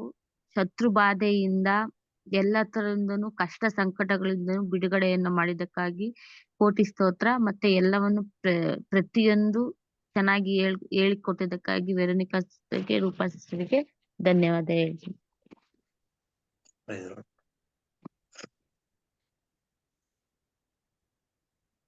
ಮಾತಾಡ್ತೀರಾ? ಪ್ರಿಯರೇ, ಇವತ್ತು ಫಸ್ಟ್ ತುಂಬಾ ವಿಷಯಗಳ ತಿಳ್ಕೊಂಡು ನಿಜವೂ ಒಂದು ಖುಷಿ ಏನಂತ ಹೇಳಿದ್ರೆ, ಯಾವಾಗ್ಲೂ ನಮಗ್ ಕೊಟ್ಟಂತ ಕಾರ್ಯಗಳಲ್ಲಿ ನಾವು ಶ್ರದ್ಧಾವಂತರಾಗಿರ್ಬೇಕು. ಇದು ಮೇನ್ ಬೇಕಾಗಿರೋದು ನಮ್ಗೆ. ಯಾಕೆ ಅಂತ ಹೇಳಿದಾಗ ನಾವು ತುಂಬಾ ಹೇಳ್ಬೋದು ನೀವೇನ್ ಬೆಳವಣಿಗೆಗಳಾಗಿ ಅಂತ. ನಮ್ಗೆ ತುಂಬಾ ವಿಷಯಗಳು ದಿನೇ ದಿನೇ ಪವಿತ್ರ ತೋರಿಸ್ಕೊಡ್ತಾ ಇದ್ದಾರೆ. ನಾವು ಸ್ವಲ್ಪ ಈ ತರ ಮುಂದೆ ಬರುವಾಗ್ಲೇ ಪವಿತ್ರ ನಿಮ್ಮ ಸಾಧನ ಉಪಯೋಗಿಸ್ಕೊಳ್ಳೋದು, ಅವರ ಸಾಧನ ಉಪಯೋಗಿಸ್ಕೊಳ್ಳೋದು. ಹಾಗಾಗಿ ತುಂಬಾ ವಿಷಯಗಳು ಹೇಳಿದ್ರಿ, ಜನ ಖುಷಿ ಆಯ್ತು. ಇಬ್ರು ಅಂತ ಕರೆಕ್ಟ್ ಆಗಿ ಮಾತಾಡಿದ್ರಿ. ಆಕ್ಚುಲಿ ಕರೆಕ್ಟ್ ಆಗಿ ನೀವು ಜಸ್ಟ್ ಇದೊಂದು ಎಂಡಿಂಗ್ ಓದೋ ಗೊತ್ತಾಗ್ತಿದ್ರಿ ಕರೆಕ್ಟ್ ಏನು ಇದ್ರ ವಿವರಣೆ ಅಂತ ಹೇಳಿದ್ರೆ. ಅಂದ್ರೆ ರಾಜ ವಿವೋತ್ಸವದ ಗೀತೆ ಅಂದ್ರೆ ಒಂದೊಂದು ಆಲೋಚನೆ ಮಾಡ್ತಾ ಇದ್ದೇನೆ. ಏನಂತ ಹೇಳಿದ್ರೆ, ಒಂದು ಉಜ್ವಲ ಆಲೋಚನೆ ತುಳುಕುತ್ತೆ ಮನದಲ್ಲಿ, ರಚಿಸುವ ಮಹಾರಾಜನೊಂದು ಗೀತಾಂಜಲಿ, ನನ್ನ ಚಿನ್ನ ಸಜ್ಜಾದ ಬರಹಗಾರನ ಲೇಖನ. ಅಂದ್ರೆ ಅವನಿಗೊಂದು ಆಲೋಚನೆ ಬರ್ತಾ ಇದೆ, ಒಂದು ಶುಭ ವಿವಾಹ ಆದ್ರೆ ಹೇಗಿರುತ್ತೆ ಅದು ಅಂತ ಹೇಳ್ಬಿಟ್ಟು. ಅದು ನಮ್ಮ ನೋಡ್ಬೋದು. ಇನ್ನು ನಿಮ್ಗೆ ತುಂಬಾ ಅದರಿಂದ ಕಂಟಿನ್ಯೂ ಮಾಡೋದ್ರೆ ಗೊತ್ತಾಗ್ತದೆ. ಅದು ಸ್ವರ್ಗ ರಾಫಿ-ರಾಣಿ ಅಂತೆಲ್ಲ ರಾಜಕುಮಾರಿ ಬಗ್ಗೆ ಎಲ್ಲ ಹೇಳ್ತಾ ಇದಾರೆ. ಅಂದ್ರೆ ಆ ಒಂದು ಅನುಭವ ಹೇಳ್ತಾರೆ, ಸ್ವರ್ಗದ ಒಂದು ಅನುಭವ. ಸ್ವರ್ಗದಲ್ಲಿ ಒಂದು ಮದುವೆ ಆದ್ರೆ ಏನೊಂದು ಅನುಭವ ಆಗುತ್ತೆ, ಆ ಅನುಭವನ ಇಲ್ಲಿ ವಿವರಿಸ್ತಾ ಇದಾರೆ. ಆ ದೇವ್ರನ್ನ ಹೊಗಳಿ ಕೊಂಡಾಡ್ತಾ ಇದಾರೆ.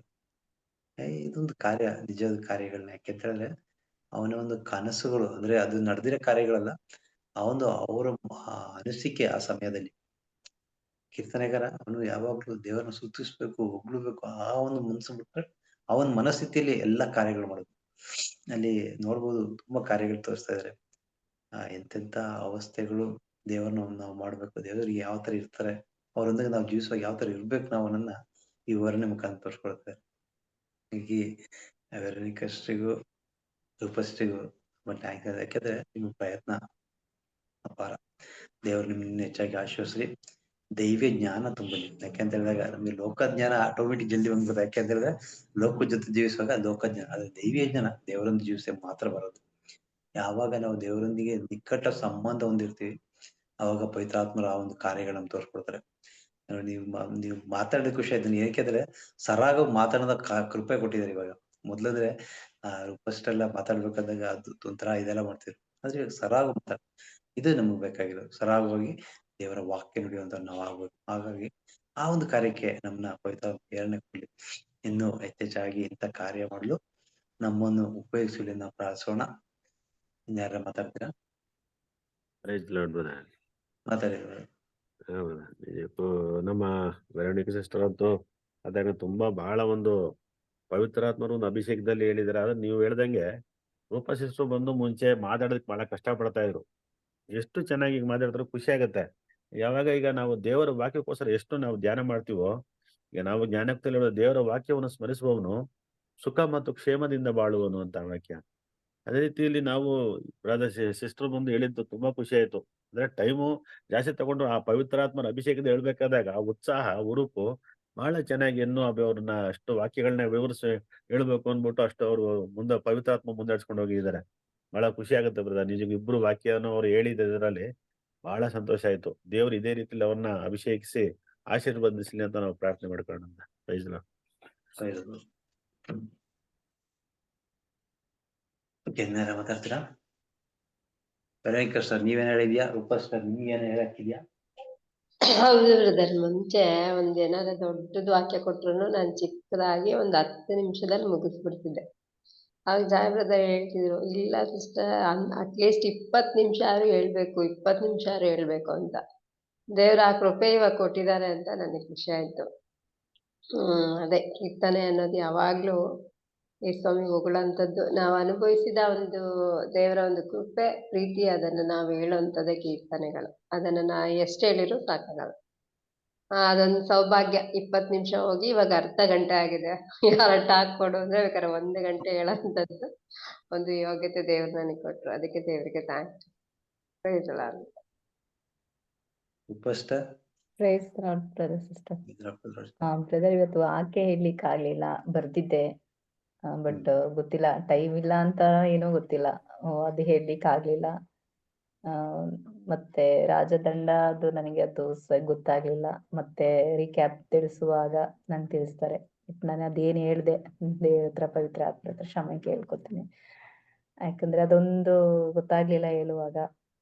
Thank you. Praise lord brother.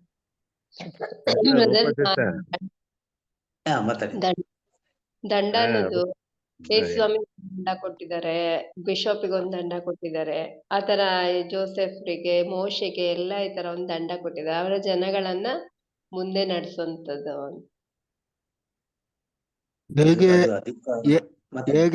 ಹೇಗೆ ದಾವೀದ ಅರಸನು ತನ್ನ ಪ್ರಜೆಗಳನ್ನು ಸಾಕಿ ಸಲಹಿದನು ಅವರಿಗೆ ಅಭಿಷೇಕ್ತ, ಹಾಗೆ ಯೇಸು ಸ್ವಾಮಿ ಕೂಡ ತಮ್ಮ ಪ್ರಜೆ ಅಂದ್ರೆ ನಾವೆಲ್ಲರೂ ಅವರ ನಮ್ಮನ್ನು ಬಿಡಿಸಿದ್ದಾರೆ ಮತ್ತೆ ನಡೆಸ್ತಾರೆ.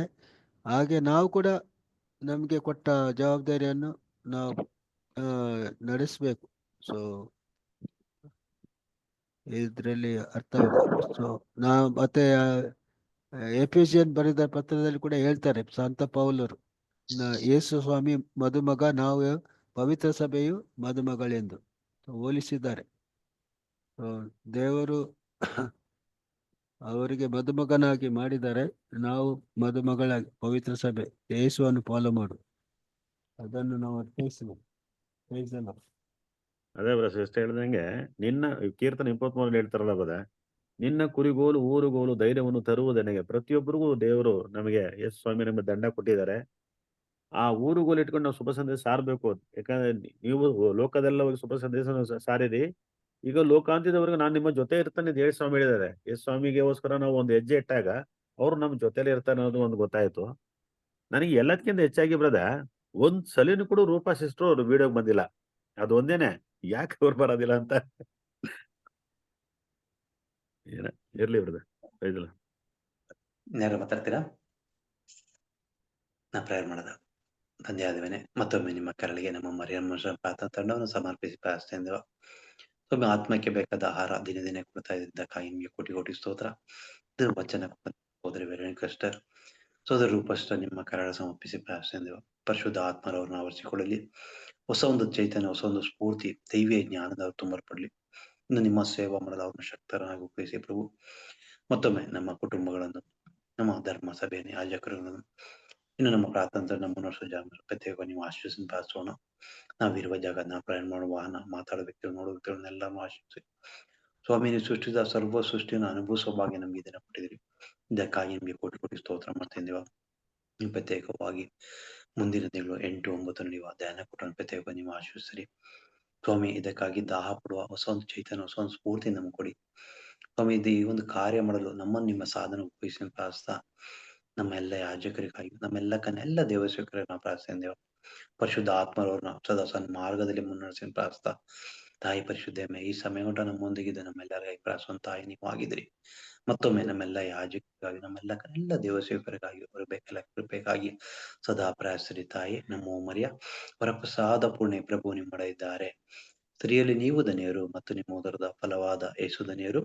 ಪರಿಶುದ್ಧ ದೇವರ ಮಾತೆ, ಪಾಪಿಗಳಾಗಿಯೂ ಈಗಲೂ ಯಾವಾಗಲೂ ನಮ್ಮ ಮರಣ ಸಮಯದಲ್ಲಿ Amen.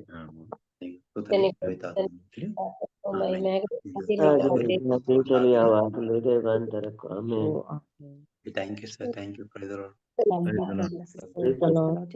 Thanks.